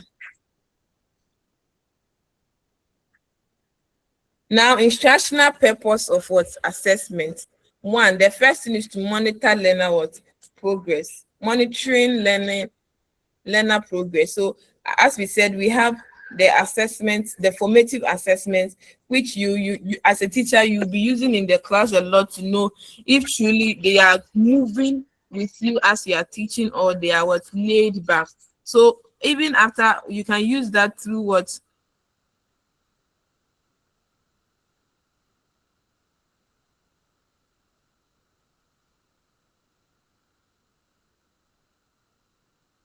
even after exams and all those things come together for you to monitor learners' progress. Now, providing feedback towards learners. Now, assessment results help learners to identify their strengths and area that need improvement. So assessments will help learner to know that, okay, this is my strength and this is where I need improvement. So if a teacher asks you a question on the types, maybe state 2 types of demand and explain, and you were able to explain one way or the other, you could see that, okay, this part I didn't really get the concept well, so I need to improve better in this part. So assessment will help the learners as well. Then improving teaching strategies, and then diagnosing learners with difficulties. You, the teacher, through assessment, you're able to see where learners are finding it difficult for them to understand. And then you provide what measure strategies, different strategies that will help them for them to understand. Now, assessment for competency development under the standard-based curriculum. Assessment supports the development of critical thinking, problem solving, and analytical skills in economics. It encourages learners to apply economic knowledge to real-life situations and then decisions. So assessments help learners to apply economic knowledge to real-life situations.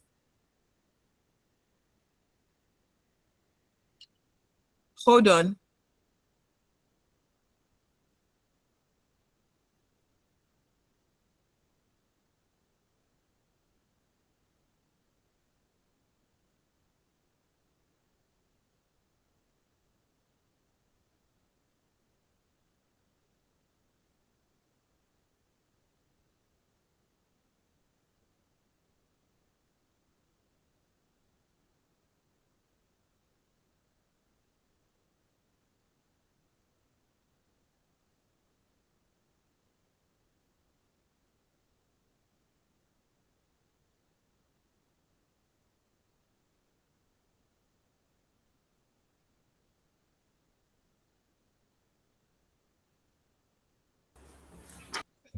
Yeah, so assessments will help you, the teacher, towards to help the learners to develop critical thinking, problem solving, and then what analytical skills. Now, it encourages learners to apply economic knowledge towards real life situations and decision making. Teachers use different forms of assessment, such as projects. So as a teacher, you should have different form of assessing your learners. Not just every day giving them quiz or exams or tests. No. You should use diverse, which are the projects, the presentations, the case studies, and the test as well, to see if truly they have achieved whatever that you want them to get. Assessment ensures that learners achieve the competencies and the learning outcomes specified in the curriculum. Now, effective assessment promotes continuous learning and then improvement. So as a teacher, as you are assessing your learners, your learners are also improving on where they need to where they need to really learn. You as a teacher, you are also improving on a teaching strategy. So it's a continuous form of learning and improvement among students and you, the teacher, as well. Now, the principles of assessment under the standard-based curriculum. Assessment under the standard-based curriculum should follow certain principles to ensure that it is effective, fair, and meaningful. So as under the standard-based curriculum, we don't just stand up to assess our students. No, it should follow a certain principle that will make it more effective, fair, and then meaningful. These principles guide teachers in designing and implementing assessments that accurately measure learners' competencies. Effective assessment should support teaching and learning while providing a feedback to learners. The key principles of assessments under the standard-based curriculum is validity, reliability, fairness, and practicality. So these are the key principles. It should be valid, it should be reliable, it should be fair, and then it should be practical. Now we are going to look at each of these into detail. So the principles of the assessment into details. Now, validity refers to the extent to which an assessment measure what it's intended to measure. For example, an economics test on inflation should measure students' understanding of inflation, not unrelated topics. So validity look at what it truly means. So let's say you want to measure inflation. Validity look at to the extent where we can say that truly the objective that we set, that is what it really achieved. So we don't have to go about looking at let's say unemployment and all those things. That is not where we are going. The validity look at the correctness, like the accuracy of what we want to achieve. How accurate is what we want to achieve. So if you're a teacher and then you taught on inflation, you don't ask questions on unemployment. So one thing is that validity helps us to measure what we intend for our students to get. And then reliability refers to the consistency and the stability of the assessment results. A reliable test produces similar results when administered under similar conditions. So for us to say this assessment is reliable, we are saying that it should follow a level of consistency. Validity talks about the correctness. Reliability talks about the consistency and the stability of the assessment. So if you are saying that you want your student to get the meaning of maybe inflation at the end of the lesson, truly if you put the student under a student that learned the same thing under the same condition, they should produce results that is consistent with what the initial student also did.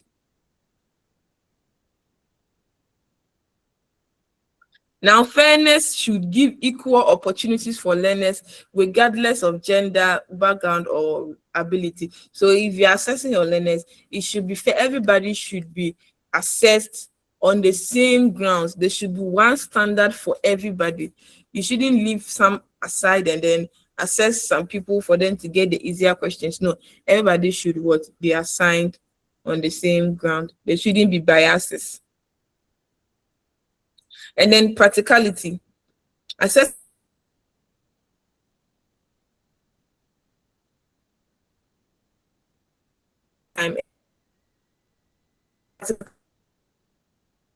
easy to administer. Whatever that you want to assess them, it should be easy. And the scoring should be, realistic. Yeah. And then you should be able to interpret within the available time and then the resources being given to you. Now, teachers should select assessment tools that are manageable in classroom situations. So if you want to use maybe presentations and you have a class like 300, 400, how many groups do you want them to be? So the more you have more groups, the more you are going to assess them. The assessment is going to take a lot of time. But we are here, you're saying that it should be done within the available time and then the resources. And then maybe the presentation, you want them to use technology in the digital tools. Maybe the school might not have it. So it should be more practical. It should be something that we can relate to. It be something that we can be able to inculcate as we are teaching, as we want to even assess a student. It should not be something that we cannot achieve when you want to assess them. Now we are going to the alignment with the learning outcome. So assessment should be aligned with the learning objectives and competencies outlined in the curriculum. So yesterday I said that your learning outcome and then your assessment cannot be different whatever outcome you want them to get, that's the same way your assessment should also be equal to that. So if you are assessing you're telling your learners to be able to state 5 types of demand at the end of the lesson, you cannot put in your assessment that by the end of the lesson a student should achieve 10. A student, okay, let's say for your assessment, you cannot say that state 10 types of demand. No, that's not your objective. Your objective is for your student to state 5. So that's the same way your assessment should reflect your objectives. So if you are going to assess your learners, you should let them state the 5 types of what demand, not 6, not 7, not 8. It should be to the learning objective that you set.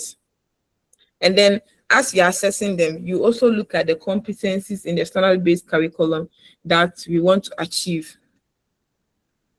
Now, it should measure learners' ability to apply what economic concepts, analyze problems, and then make decisions. And I told you earlier on, under the standard-based curriculum, we are emphasizing on what learners can do, not what just they will memorize. So we are looking at the fact that they are able to apply the concepts you teach them in real life situations. So every assessment you are going to give them should be in a way that they will apply the concept that they've learned to be able to solve those problems. And through that, you are even going to achieve your competencies. Let's say you want to assess them to for them to do a project work. So within the project work, one, you are already solving one, you're already enhancing one competence, which is the problem solving skills.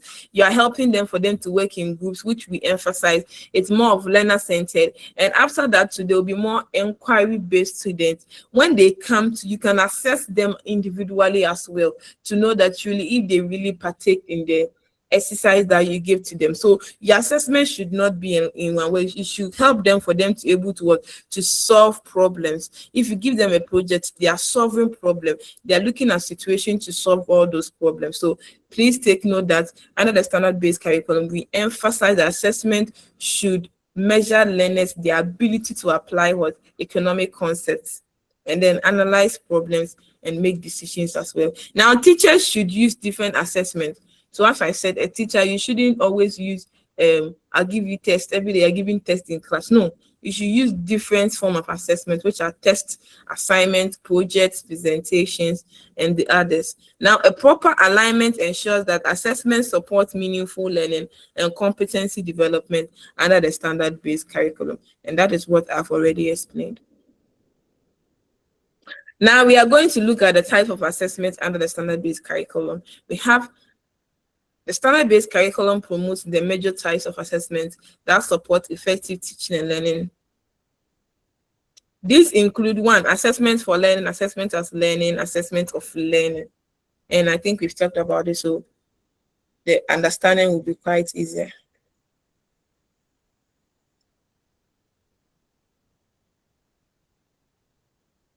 Now, assessment for learning. Assessment for learning is conducted during the teaching process to monitor learners' progress, which is the formative assessment. So as you are teaching, the assessment that you do, you pause, you ask questions, you pause, you ask them to work in groups for them to bring out solution to a problem. Those are the assessments. It is done during class lesson. So this assessment helps teachers to identify learning strength, weakness, and learning needs. So as in the class, you ask them questions they are not able to answer, you give them group work they're not able to do. You, the teacher, will also help you for you to know that, okay, this is the part that my learners are good, so I have to touch more on this part for this person to get it. You have a student, 1 student or 2 students in the class that might not understand it. So assessment will really help you for you to know that if truly they are getting the concept, or you need to help them in one way or the other.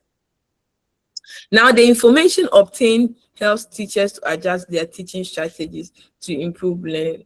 And that's what I've already explained. So examples include class discussion, quizzes, homework, assignments, and classroom observation.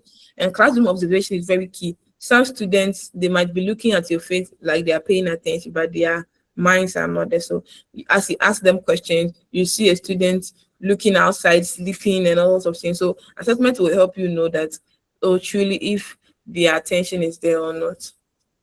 And yesterday we learned about some passive and then destructive.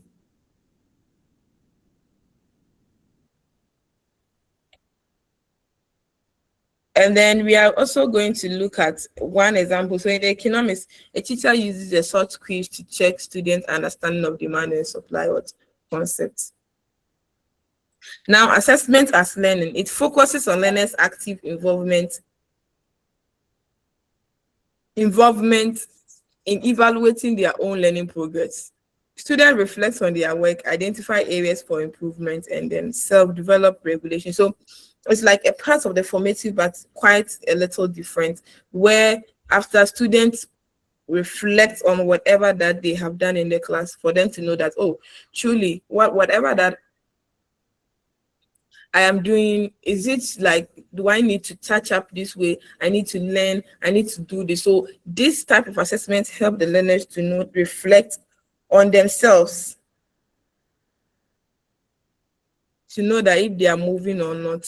So this approach encourages learners to become independent, responsible for their learning. So as I said, it's like if it forms part of the formative, but with the formative with this, the learners will reflect on whatever that they've learned in class to see that, oh, have I gotten the concept? Do I need to do touch up? Because sometimes in a classroom, the teacher will use all strategies, will help them, but still the learner is not getting it very well. So the learner now you become responsible for you to take up the goal of helping yourself and reflecting of where you need to study hard to be able to match up with your colleagues. Now, this approach encourages learners to become independent, responsible for their learning, and that's what I just talked about. Now, activities may include self-assessment, peer assessment, and reflective journals. So self-assessment, as I said, you reflect on yourself to see, oh, if I really need to learn this part or not.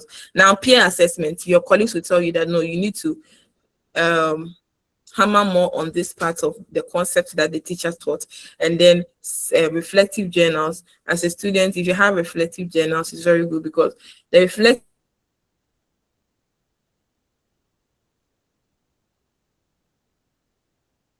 that and you now write your reflection of how the lesson went. So by the time you write everything that you know in the lesson, then you finish.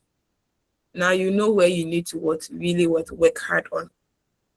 For example, learners may review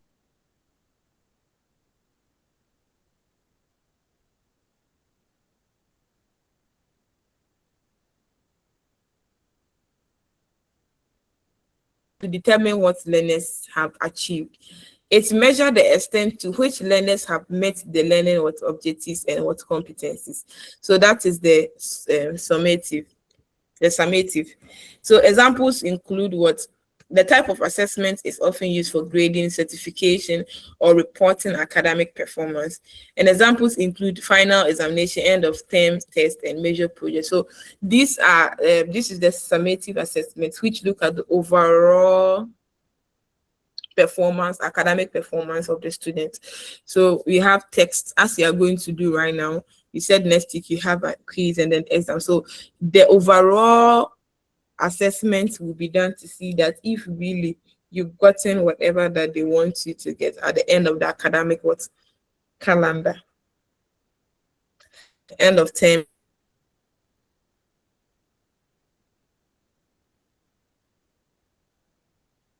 Now,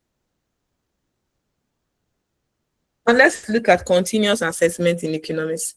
Continuous assessment involves regular evaluation of learners' progress during the teaching process. So if we say CA is the evaluation of learners' progress. It looks at what learners are really doing, how far they've gone in whatever that you are teaching them. Now it includes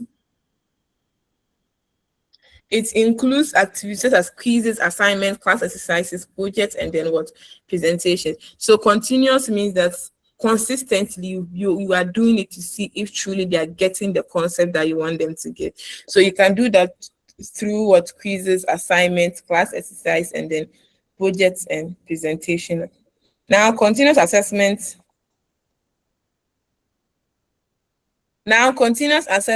helps teachers monitor understanding of topics such as demand, supply, inflation, and what economic what to go. So you get to understand, you get to know how far they understand this concept. It also provides opportunity for teachers to give feedback and support learning with improvement. Now, under the standard-based curriculum, continuous assessment for learning and assessment as what learning. So continuous assessment support assessment for learning and then what assessment as what learning. Now let's look at the summative assessment in economics.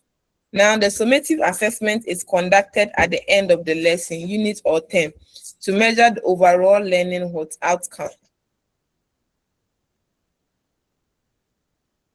To determine the level of learners' achievement and academic performance. So summative assessments help you to determine the level of learners' achievement. That's why we have people getting A, B, C, and then D, and then the E's. So it helps you to know their academic performance. Now, that's what we said, the end of SEM and then the exams, and then it's for promotion, grading, and certification. That's what I said.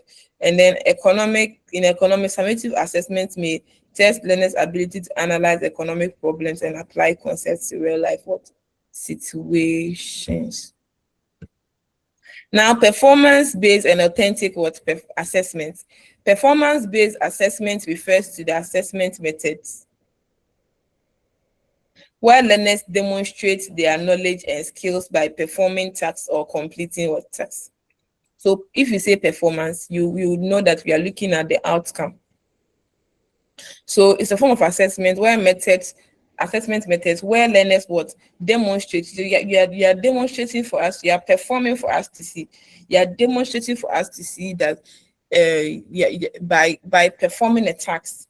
So I can give you a task to come and then demonstrate. So let's say a presentation or anything, you come, you demonstrate, and then we will know that if you have truly understood it, or you are now about to understand it. So that's the performance based.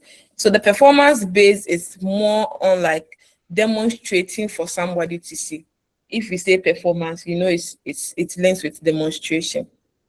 Now let's look at the authentic assessment. It evaluates learners' ability to apply knowledge to real life situations, and then what. So this type of assessment evaluates learners' ability, your ability to apply real world life situation to practical problems. Now, these approaches go beyond traditional written tests and focus on what learners can do and what they have learned. So the performance-based is, you see, I told you earlier on that the standard-based curriculum is interested in what you do and not what you just memorize. And then the authentic assessment, it looks at, like, let's say an economic issue like unemployment, how you are able to solve the unemployment with the theoretical explanation given to you. So unemployment, how are you able to connect? Okay, I can see unemployment, even in the textbook there is unemployment, but I can say that unemployment is caused by maybe low level of skill. So how you are able to solve real life problems. Now, under the standard-based curriculum, performance-based and authentic assessment help measure competencies such as critical thinking, problem solving, and then decision making. So if you use performance-based, which is what learners can demonstrate for you to see, and then not see alone, what learners can demonstrate, and then what learners are able to apply to real life situation and practical problems. It helps them to be more critical thinkers. It also helps them to solve problems. So if you are demonstrating, if you are applying knowledge to real life situations, it means you are solving problems, and then you are also making informed decisions. If you are solving problems, it means you are also helping to make informed decisions. Now let's look at the features of performance-based and authentic assessment. One, real world relevance. So when you're using performance-based and authentic assessment, now the taxes are designed to reflect learners what real life economic situation and problem. So if you are using these two type of assessment, it will help you to what reflect on real life situations. It will help you to solve real life what problems, because the reason why we are even learning about economics and everything is because of what scarcity is the underlying factor. So it means that there is problems that we must solve due to what scarcity. So you are going to solve real world what problems. Now, active learner participation is very key, because you are going to demonstrate. The teacher will just facilitate, and then you are going to use your analytical skills to be able to solve real world what problems. So there will be learner what engagement. Then application of knowledge. If you are there to demonstrate and then solve problems, you're applying the theoretical knowledge to what to solve problems. So application of what knowledge. And then use of multiple assessment tools. Teachers may use projects, portfolios, or presentation to evaluate what learning. So you don't have one way to do that. You can use projects. You can use what evaluate, not assess. So evaluate. Now, application of economic words. Application in economic situations. So if you are using performance-based assessment or authentic assessments, these are ways you can apply them in a typical classroom. One, you can let learners conduct a market survey to analyze consumer behavior in the market. Students can develop projects on causes and effects of inflation or unemployment. Groups may analyze government policies and present their findings to the class. Learners may prepare budget plans or business proposals to demonstrate economic decisions. So these are ways in which you can let your learners also what use when using authentic or what performance based learning.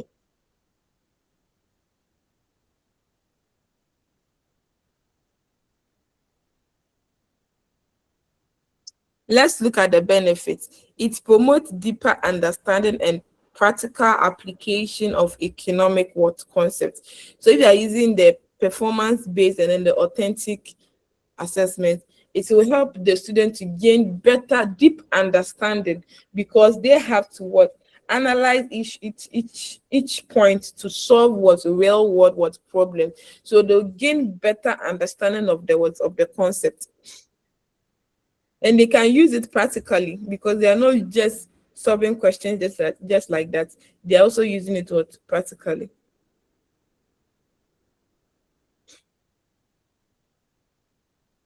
It encourages critical thinking, research, and problem solving skills. So it encourages what critical think. It will help them to think critically. It will help them to also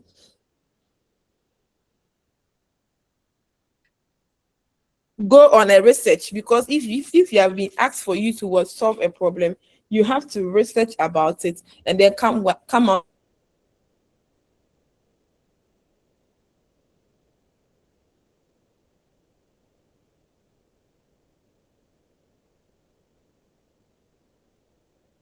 with the solutions to those problems.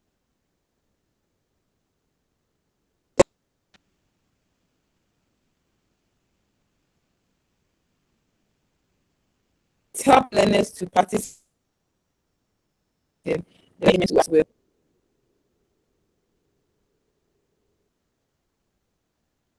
Now, the challenges is that one, it may require more time and careful planning by the teacher. Yes, you need to plan it very well. You cannot just stand up to use the authentic one. You should have to what critically help them, because it's going to consume a lot of time. And then assessing complex tasks may be more demanding than grading, because that's the way you are going to assess them. You are assessing them on how they perform, and then how they are able to solve real world problems. So grading them will be a bit difficult. will be a bit what difficult in the classroom, because sometimes some people might know the concept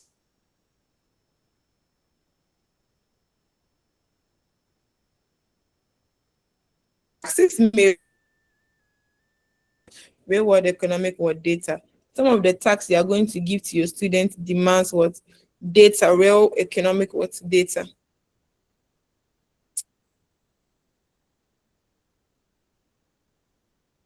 Now let's look at the type of tax test in economics what education.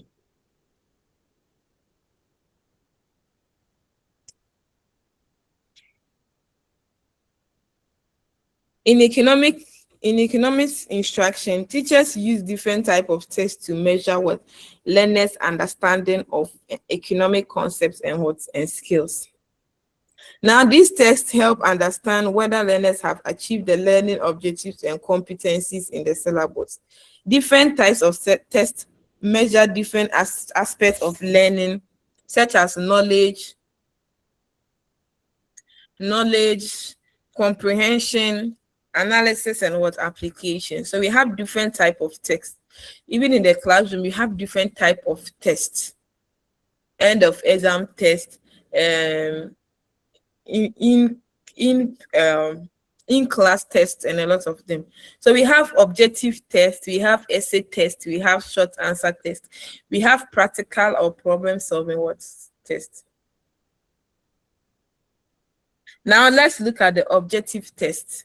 The objective tests require learners to select the correct answer from the given option. So if you have objective tests, we have what, which includes multiple choice, A, B, C, D, true or false, and then matching questions. So as a teacher, if you want to give tests to your students, either end of term exam or end of term test or anything like that, you should include what, if you are using objective based tests, it should be multiple choice, true and false, or what, matching questions. So you can use any of them.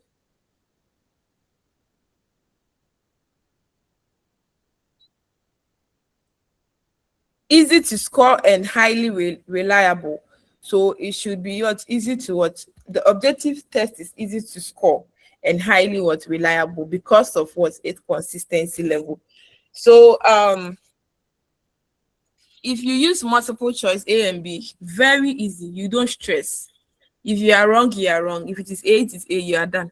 If it's matching, either it is true or it is false. So you don't have to stress a lot, or unlike the other type of tests where you have to read and adjust to help your students, you don't have to stress.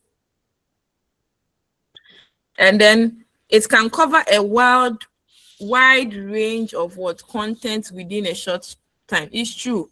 If you are doing an objective test, based test, you can cover a lot of topics. You can set from topic A, B, C, mix them all together. Now let's look at the disadvantages.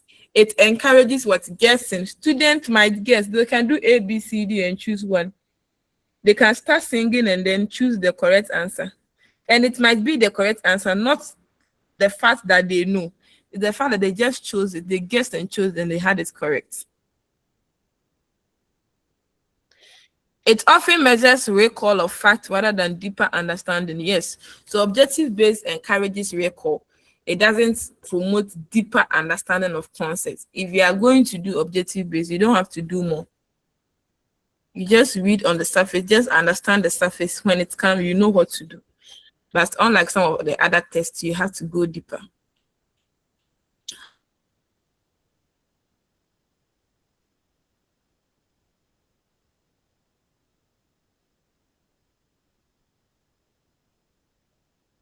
To the essay type,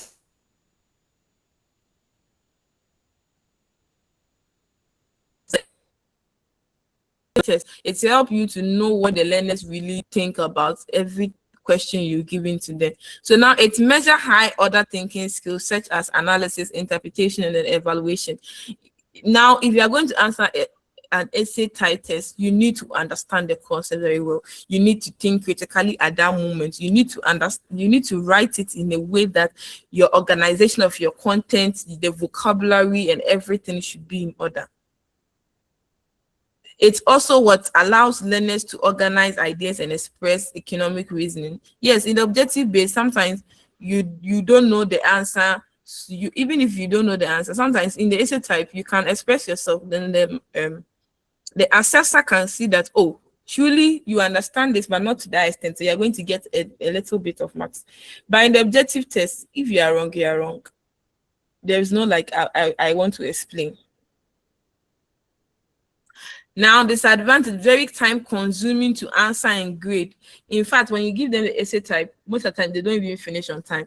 And you as a teacher, grading them, marking and then scoring and grading them is very difficult, because you have to sit down to read each, and if you have a class capacity of, let's say, 200, you are going to read each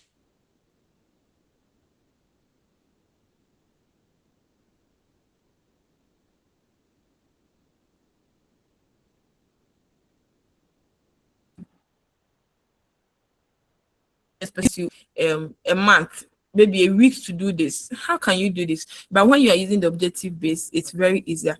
So scoring may be subjective if clear marking scheme are not used. So if you don't have a clear marking scheme that you go by it, you tend to favor some students over others. They might write the same thing, but you tend to favor them than the others. You tend to even mark them not to the required marks that has been allocated. So if you don't attach a strong or a clear marking scheme to it, it's very what. And then the marking very subjective. You can give somebody 2, the other person 3, the other person 5. So it's really depend on you as an individual, as a teacher. But with the objective base, if it is 1, it is 1. We don't have anything like I'm marking you 2 because no. It is, if it is 40 items that you are marking, everybody is going to get the same mark. If you get it wrong, that is it. Now let's go to short answer test. The short answer test requires brief responses towards specific questions. So the short answers test requires what? Brief responses. You don't need to write a lot. So some of the advantages is that it reduces guessing compared to objective. So with this, you don't have to guess a lot. It reduces it. If they ask you state 2 types of, so they have already given you 2 lines, you just state. Now it helps assess specific knowledge and understanding of what economic concepts. So it helps you to really get the, if okay, your objective was at the end of the lesson, you want your student to get 5 types of demand. Now in your short answer test, you can state the 5 types of what demand. It will help you to know specifically, okay, this part the student didn't get it well, so it means they've not gotten the concept very well. And then some of the disadvantages is that may not fully measure complex analytical skills. Yes, sometimes some of them you cannot analyze them very well because they couldn't write more for you to analyze, for you to know that truly they really understand it. Some of them can write the points, but they don't know how to explain the concept. So the short answer will just limit you to those who can only just state. But if you allow them for them to answer, you could see that they can just state but not what be able to answer. Now it requires careful marking to ensure accuracy and then what? Fairness. Let's go to the practical or problem-solving test. These tests require learners to apply economic concepts to solve what? Real-life problems or analyze data. So it encourages application of knowledge and analytical thinking, helps learners connect theory to real-world situations. Now it may require more time and what? Preparation. And then teachers may need strong scoring rubrics to assess what. So if, let's say, you present a question to them for them to solve on a problem or a practical problem that is really happening, now you have to use rubrics. And I explained the rubrics to you is that we have the types of the rubrics. Some of them, let's say introduction, 1 mark, body, let's say 5 marks, punctuations, 3 marks. So those are the rubrics. Rubrics looks at how you allocate marks to each of the content being presented to you. Now you need a clear scoring rubrics to able to assess, because if you give a problem to a student for the student to solve, now the student will present it based on their knowledge. So as a teacher, how do I go by it marking? Now you can say, if you're able to introduce your content very well, I'm going to give you 5 marks. That's your rubrics. Maybe content itself is 10 marks. The conclusion 5 marks. How you organize the 3 marks. So if you don't state a clear rubrics, you might be scoring subjectively, which is we don't encourage. Now, in summary, assessment in economics instruction we looked at the measurement. I talked about measurement, assessment, evaluation, and then highlighting their roles in determining learners' progress and instructional effectiveness. The unit, we discussed the purpose and the principles of assessment under the standard-based curriculum, emphasizing validity, reliability, fairness, practicality, and alignment with the learning outcome.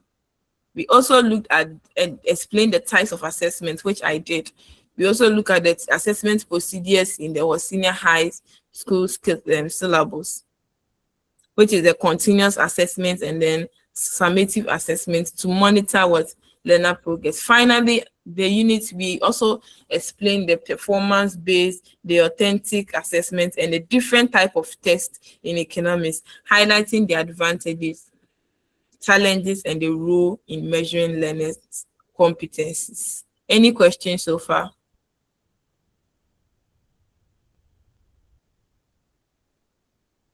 Any question? Okay, Solomon. Okay, madam. I want to ask a question. What you've taught us now, what you talked about the validity and the reliability of a test. Can I say, how do you call it? A test result can be, let me say, reliable but not valid. And a valid test is reliable. Can I say that? Yes, Solomon, it's very true. Okay. A test can be more reliable but not valid. So as I said, the validity talks about the accuracy. So a test can come out looking at topics that even you yourself, like the students, that was not your objective of teaching them. Maybe you went to a class to teach, let's say, unemployment, and through the unemployment, maybe inflation pops up, and then you just explain that was not your objective. You just explained for a student to understand. Then in your test, you tend to put let's say in an objective test, you tend to put inflation there. It is not valid because it is not measuring the accurate objective that you intended to teach. But it is reliable because maybe, let's say, if we put similar students in the same class to write the same test, maybe there will be consistency in the scores. But we are looking at the validity, so it goes beyond reliability. Your test should be more fixated on the validity of it. A test can be reliable but not valid. But all valid tests are also reliable tests. Yeah. Any question again?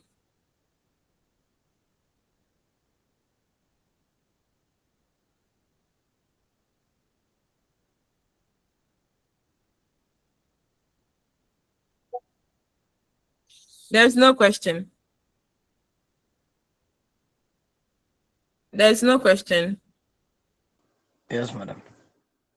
Okay, so I wish you all the best in your quizzes, in your exams, and I hope you will not put me to shame, right? We hope to.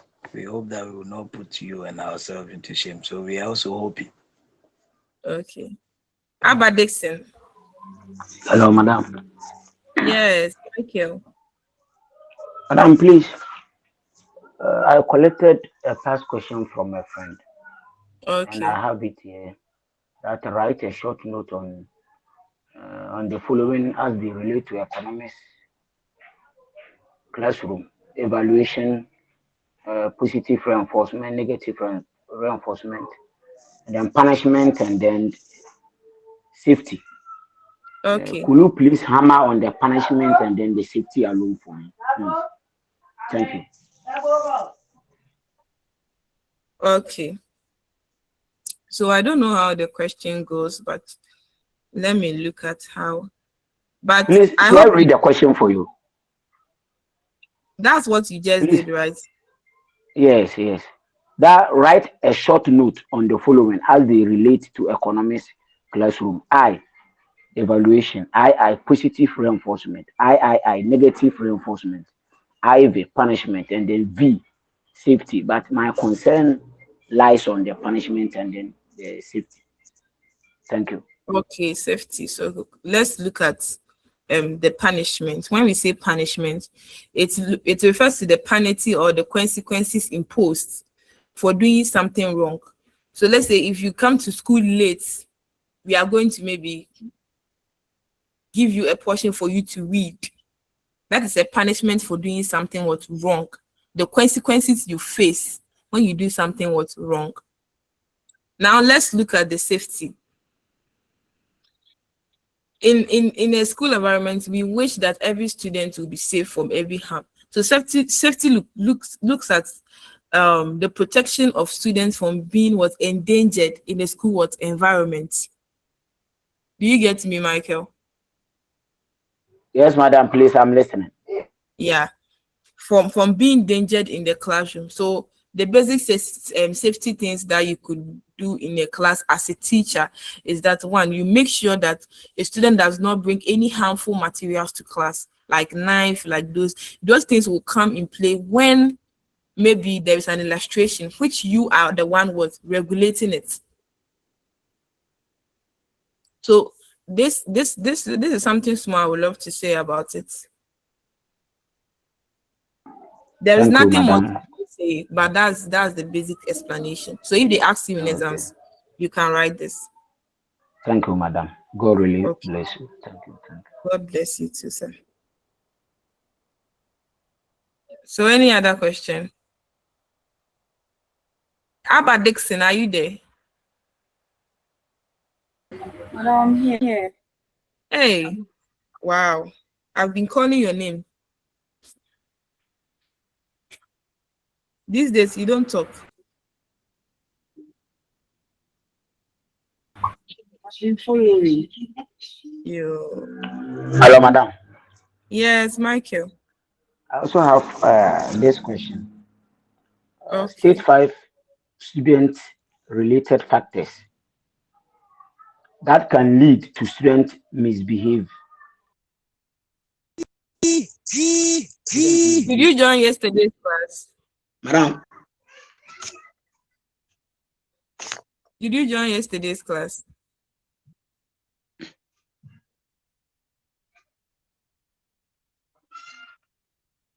Michael. Please, my line went off.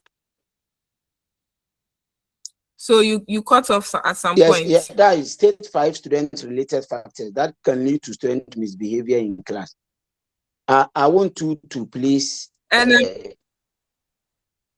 assist. Is it different from the I'm difference between these asking you points? that yesterday's class, did you join? Madam, unfortunately, I couldn't. Please. Wow. So we did all this yesterday. Okay. Okay, madam. Thank you.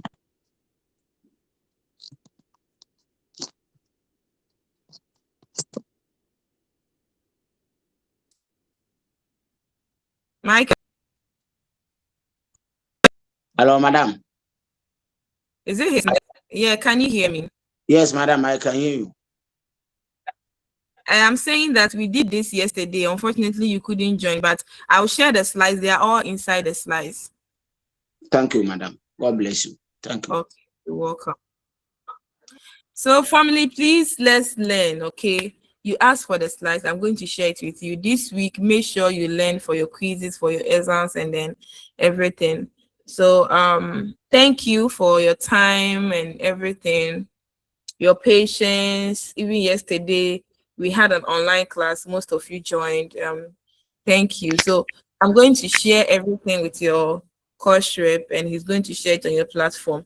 And even those who are not there, please try and then let them get the course material so that they can all study for the upcoming quiz and the exams. So have a nice day, and I hope No, to madam. see you. Madam, Yes. can you please tell us how the nature of the exam, the first quiz, second quiz, and that of the end of semester?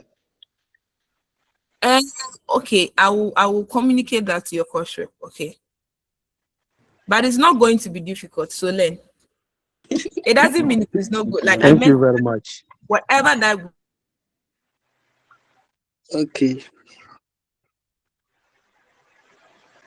Madam, please, can you give us where you should hammer when But reading the slide? no, and then put it on your platform for you. Okay. Please, can you give us the You said? areas to study for the exams? And oh, please, that's what I'm saying. I said I'll give it to your course rep for him to share it with you. Thank you very much. Yeah. So every other information regarding the exams, quizzes, and everything, I will let Lawrence communicate it to everyone. Do you get me? Yes, please. Thank you very much. Thank you very much. Thank you very You're much. welcome. Yeah. So have a nice day. You have been sweet, and we pray anytime we meet you in other blogs, you'll be sweeter than this blog. Thank you so much. You're welcome. Hey, Osai Solomon is saying, hey, is this true? So, Lawrence, I want to mention their names and then see if they join the class to look at the assessment, and then we give marks for those who came. So, Abba Dixon. Hello, Abba Dixon, unmute yourself. Yes, madam. I'm here. Okay. So, Lawrence, you take for, so as I'm saying it, you screenshot it. Lawrence, those that are absent, you let me be aware those that who are absent. Achampon Prince. Prince Achampon. Hello, madam. Okay, so Madam. he's there. Yeah, thank you. Mute yourself. Yes, Samuel. Yes, madam. Please, I'm Okay, here. sure. Okay. Angelina Wusu.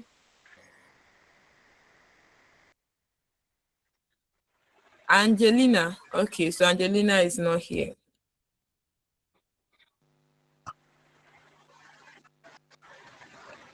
Bobby. Who is Bobby? Madam, I'm here. Okay, Bobby. You can meet yourself now. Anita.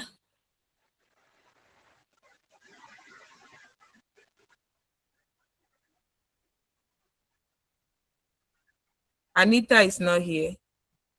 Lawrence is here. Clara. Yes, please. I'm here. Hey, Clara, how are you doing? Please, I'm fine. Okay. Comfort. Yes, madam.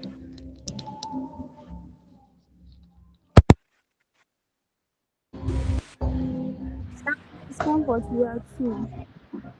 So Comfort is not here, absent. Nathaniel. I'm here, madam. Okay, Nat is here.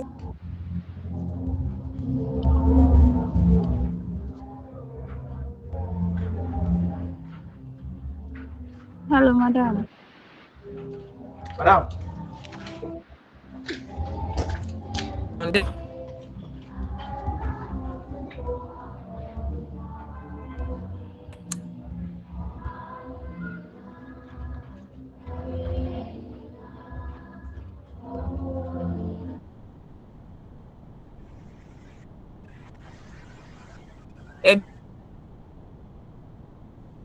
Madam, your line is breaking.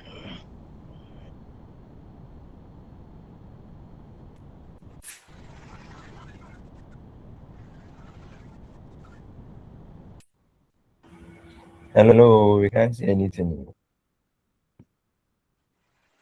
Yeah, I think it's a network.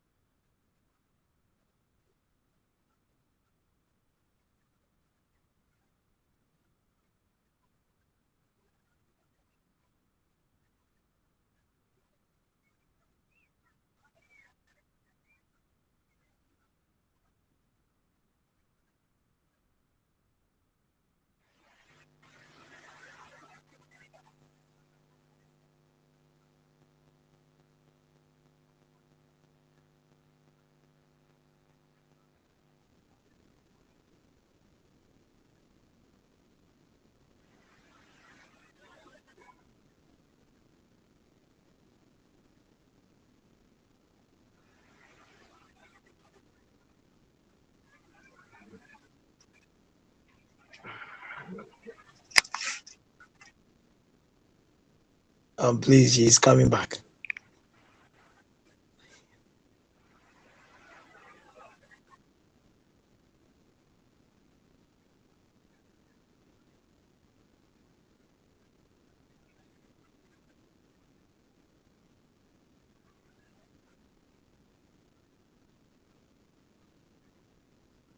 Champion.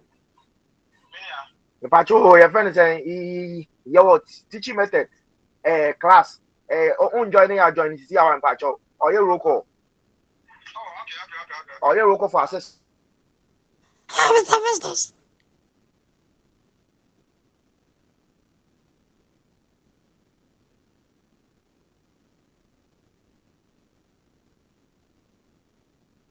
I did a credit card. Really? Law is fasted or what?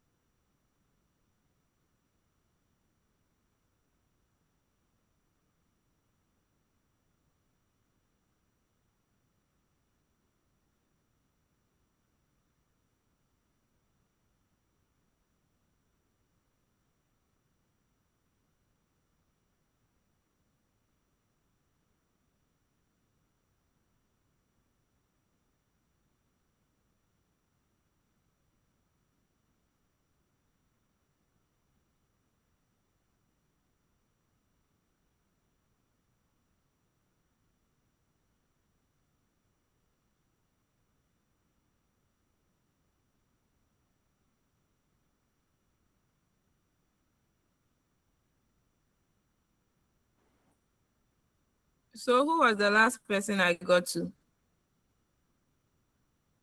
Hello. Madam Comfort. Comfort. Okay. Madam, she's here. She's here. Comfort, are you there? Yes, please. Okay. So Nathaniel. I'm here, madam. Nathan. Okay. I'm here, madam. Okay, I've heard you. Dennis.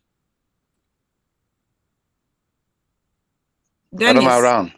Okay. Yes, madam. Yes, I'm here. Ebenezer. Yes, madam, I'm here. Okay. Okay, sure. Festus. Festus. Madam, I'm here. Okay. Francis. Madam, I'm Akwesi. here. Madam, I'm Okay. here. Mary.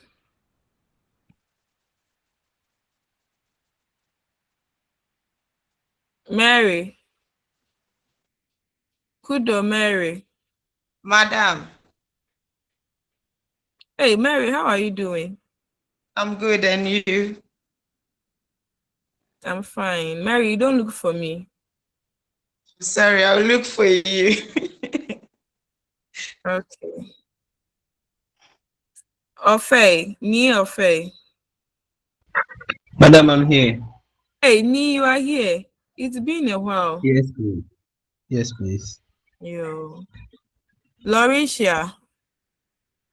Yes, madam, I'm here. Okay. Linda. Yes, madam. Okay. Hey, Linda, too, you don't look for me. I'm around, madam. I'll look for you. Okay. Mabel. Yes, madam, I'm here. Okay. Meshach. Madam, please, I'm here. Hey, Meshach, you came. Yes. Myself and Meshach, we had a terrible morning. But Michael. Yes, madam, please, I'm here. Please. Okay. Mohammed. Mohammed.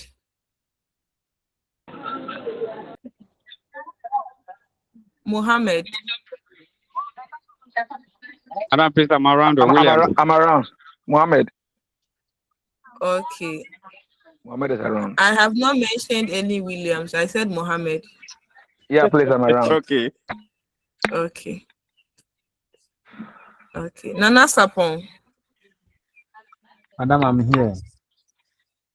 Hey, I've never heard you speak in the class before. Why? Nana Sapon. Yes, madam.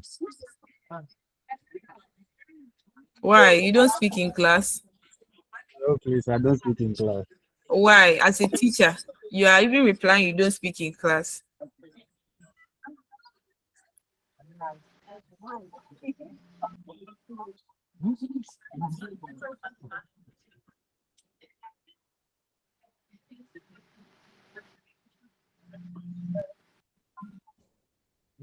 Nana Sapon.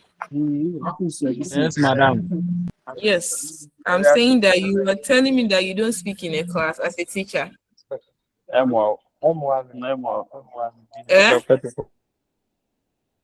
Unmute yourself. I'm speaking to you.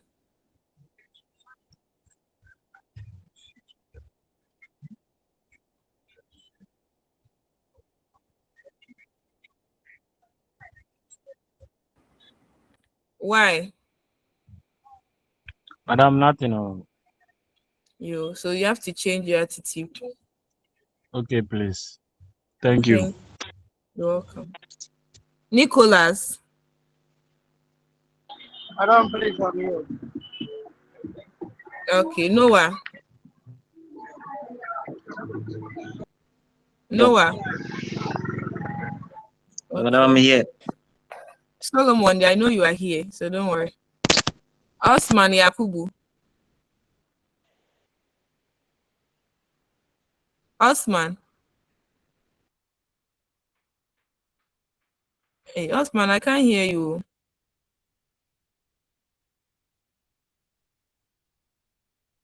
Can you hear him?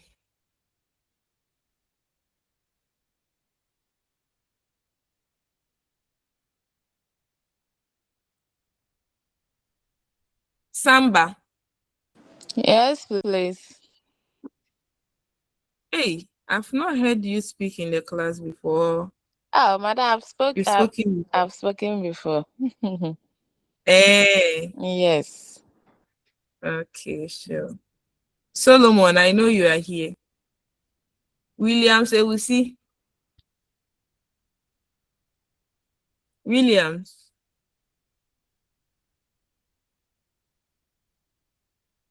Hello, madam. Please, I'm around. Ah, okay.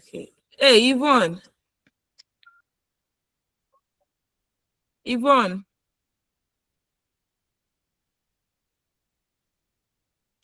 Where is Yvonne?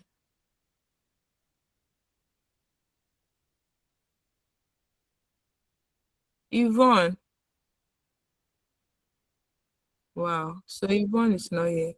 Yvonne, why? Where you are? You can't talk. Or you are still in the mood of celebrating there?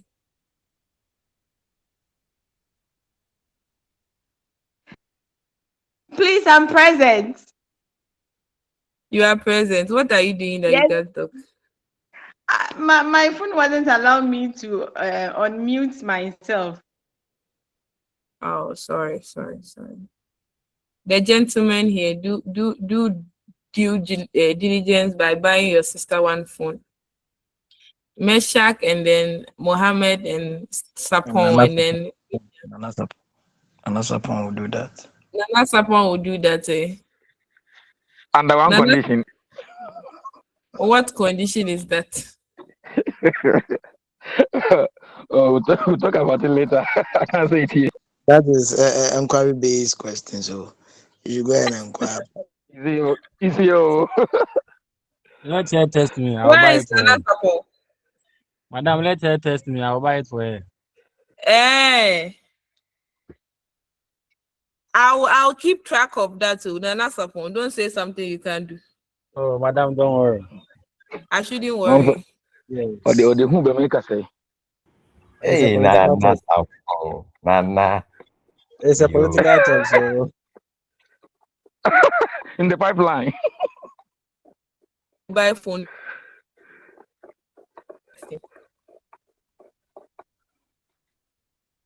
Sami is saying this Nana Sapon guy. Sami, what's the problem? Nana Sapon does not work in my class, but the last day he's talking. Like this are dangerous. Because of rapture. I see. So basically I'm going to use the attendance. Where is Esinam?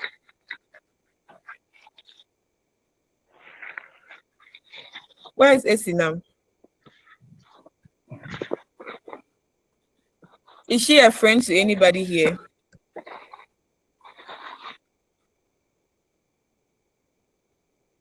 Yes, madam. So where is she? She was online, but I don't know what happened. Okay. Hey, those taking advantage and saying things on the messages, what? Under what condition? Yvonne, don't mind anybody. When they add any condition, don't mind it. Yes, madam. Hey, somebody is saying my data is finished. Hey, now you people know. Your data is finished. Hey, no. Really? I'm sure everybody have their own issue. You're called what? You're called Bright. Please, somebody should buy Madam. data. Yes. Madam. Mabel. Please, if the non phone went off, that they are not having light, so she couldn't charge the phone. Oh, okay. So I saw her. Don't mention Solomon's name. Who? Solomon. I know he's on the line, so there are some people I didn't mention their name. I know they are on the line. Monte.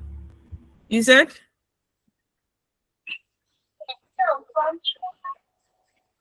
Madam, please, I said you have not mentioned Solomon Tay. Solomon Tay. Oh, I said he's on the line. Solomon.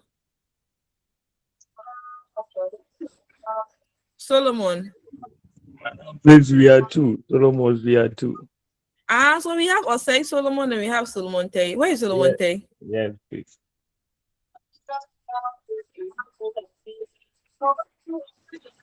Madam, he's here. He's here with us. Let him speak. Where is he?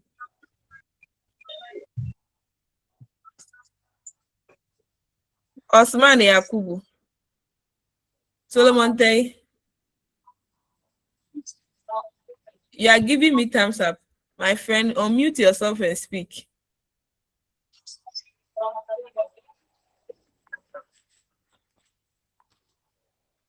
Madam, please, he said his sound is not coming. Okay. Now, type it in the comment section so that I can see.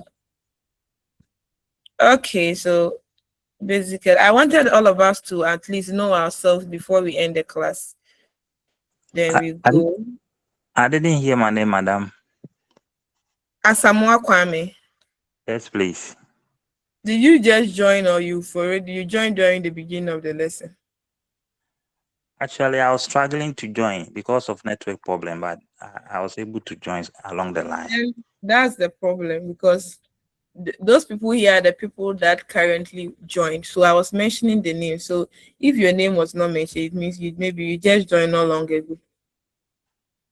Okay. So what's the fate of people like that? Oh, since you've joined, they'll add your name to it. Okay. Thank you so much. You're welcome. In fact, you've not spoken in my class before. Asamoah Kwame. I spoke yesterday. Oh, yesterday Really? I was very vocal. Vocal, okay. I hear. Clara, is it true? Yes, please. Okay. Yes, Lawrence is doing it. Please let's appreciate our course rep. He's doing well. In fact, today he really mafiaed me today. I joined with a different link and I was calling him for me to be sure. Myself and then Mesha. I overslept also. I can see that he overslept, and I heard some of you were waiting here, and I'm really sorry for that delay. We thank the Almighty God for this far. We are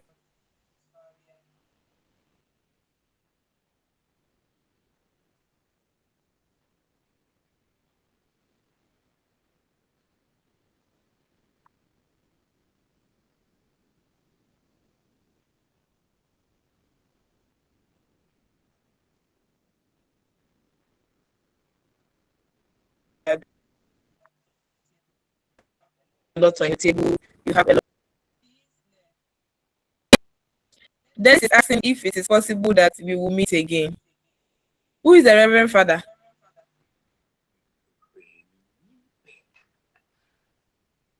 Nathaniel, who is the Reverend Father? Lawrence. Lawrence, you are a Reverend Father. Madam, I'm not, I beg. You are not a Reverend Father. No, I can't be. His wife is Anita. Where is Anita? Hey, Madam Anita is married, though. I beg. Madam, I'm here. They said you are already taken. Yes, with 3 kids. Oh, that's amazing. Abba Dixon too. Abba Dixon, are you taking? No. The gentlemen here who are not married. My daughter Abba Dixon is single. Abba Dixon, are you single? Yes. Anita. Abba Dixon. You said what? You are not single. Madam single but attached. Please explain that to me. What is single but attached? I need to explain. Single but inverted commas. Okay. So in all, Abba Dixon is single. Where is my other daughter? Where is she? Clara, are you single or taking? Madam, please, I'm taking. You are taking. Yes, please. Oh, okay. But you see your life. Speak the truth. You see. How about the Okay, where is the other one? Where is Mary? Mary, are you taking? Mary. Madam Marion has been taken by Joseph. Madam. Who? Joseph. Hey. Madam, please, I don't know the Joseph they are talking about. Where is he? Joseph in the Bible. Where's Larisha? Madam, Larisha is taking. Larisha T is taking. Okay. Yes, please. Then we are all taking.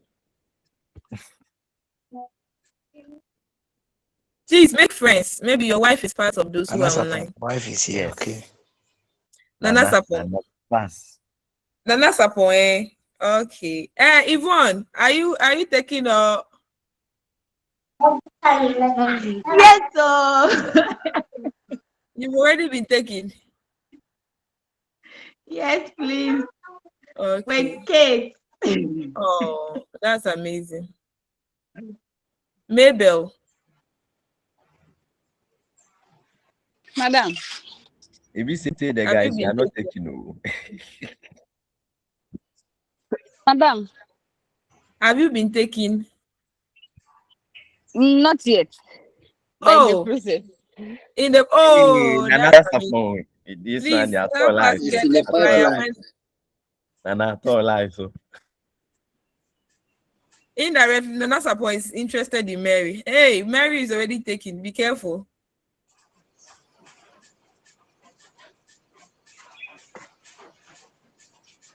Okay, so I'm just trying for all of us to talk to each other. There's some people on the line, they've not spoken the whole lesson that we had. So I'm just trying to engage all of us. Yes, please.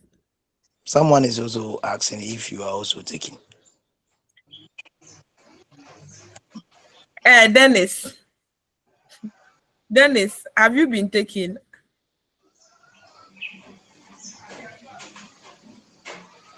Not yet, madam. Not yet. There are a lot of single ladies here. Search for one. Hello, madam. Yeah, Osman. Hello. Osman. Yes. In marking the register, nothing was said about me. Osman, I didn't mention your name. What time did you join? Right from the beginning. Right from the beginning. Then I didn't see your name. So Lawrence. Yes, madam. I was there yesterday.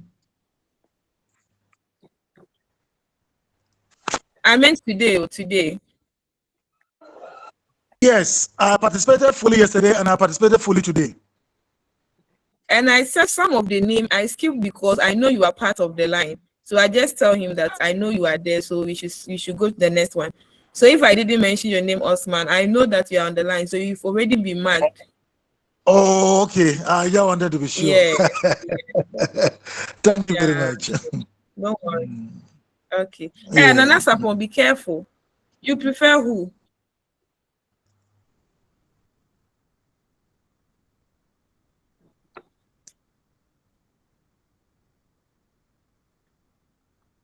Okay, so I think our time is almost exhausted. I wanted us to finish our time.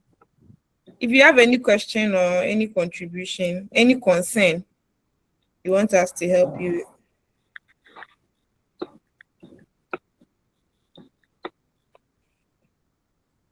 Madam. Yeah, Lawrence. Yeah, I think our only concern right now is the unit for the fees and then the format for the examination. I think that one. Okay, sure. But I hope you understood the whole thing that we've done this short period. Yes, perfectly. Are you sure? Yes, madam. Okay. Yeah, the measurement and then the evaluation will speak to you, so you don't worry. Okay. Then, where is Noah?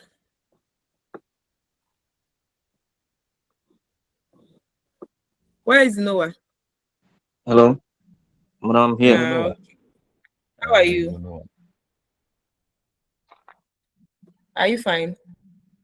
I'm fine, thank you. How is it? You said? Yes, I'm fine, madam. Okay, sure. I said I'm fine. I've heard you. Okay. Let me leave the few minutes for you guys to interact with each other, okay? Have a nice morning and see you. Or if you want to reach out to me, you can take my number from the course rep, and then for any assistance in the, maybe you don't understand any question, not for external motives. Okay, madam. Nana Sapon, you are on. Okay, Mary, see you. Nana Sapon, don't call you. Okay, sure. Have a nice morning. Bye-bye.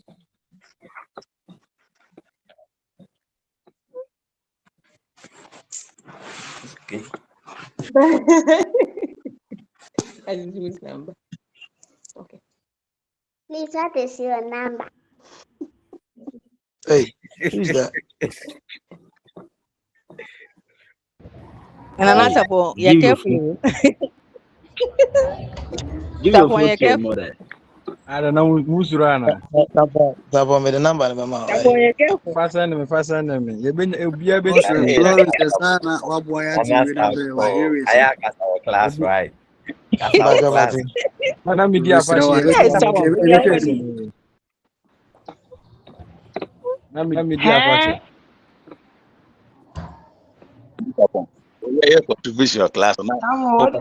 not reading the messages you kept in the inbox.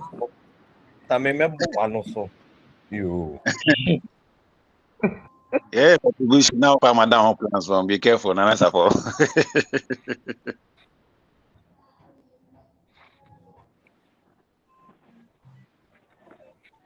Meshach, what's in the pipeline?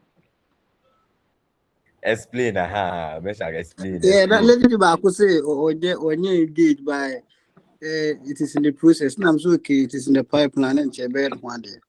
Hey. Apekiana, and I've been a Apekiana. Oh, the people so sent to Bewaran, I'm so keen. Maybe it is in the pipeline. What do you know is in the pipeline? Or no, dear, no. I can't say what dear, I can't say, I beg, invite me.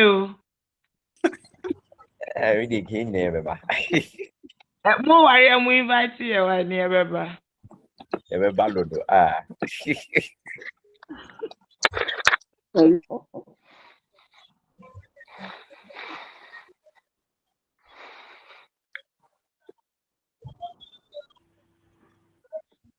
Hey, Angelina, they say you were Francis, so after this blog, so invite me. Invite me, Angie. This one, yeah, no. Omwa. Omwa. Let's throw invite when I remember.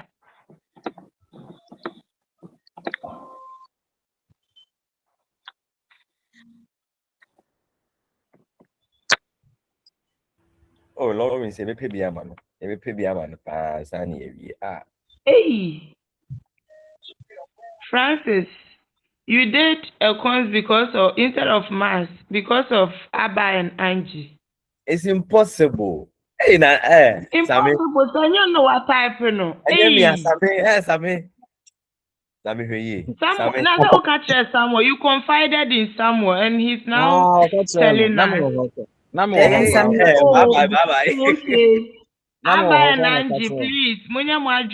Now, Francis, over for 2 and over for 1. Also, Angie. Not Nadam for Angie, okay. How can someone contact you and come and tell about that? Congratulations in advance. This one I will not take it. I will not take it. I am critical. I said matchmaking in Nathan, you're quiet. What man? Nathan. Nathaniel, what happened?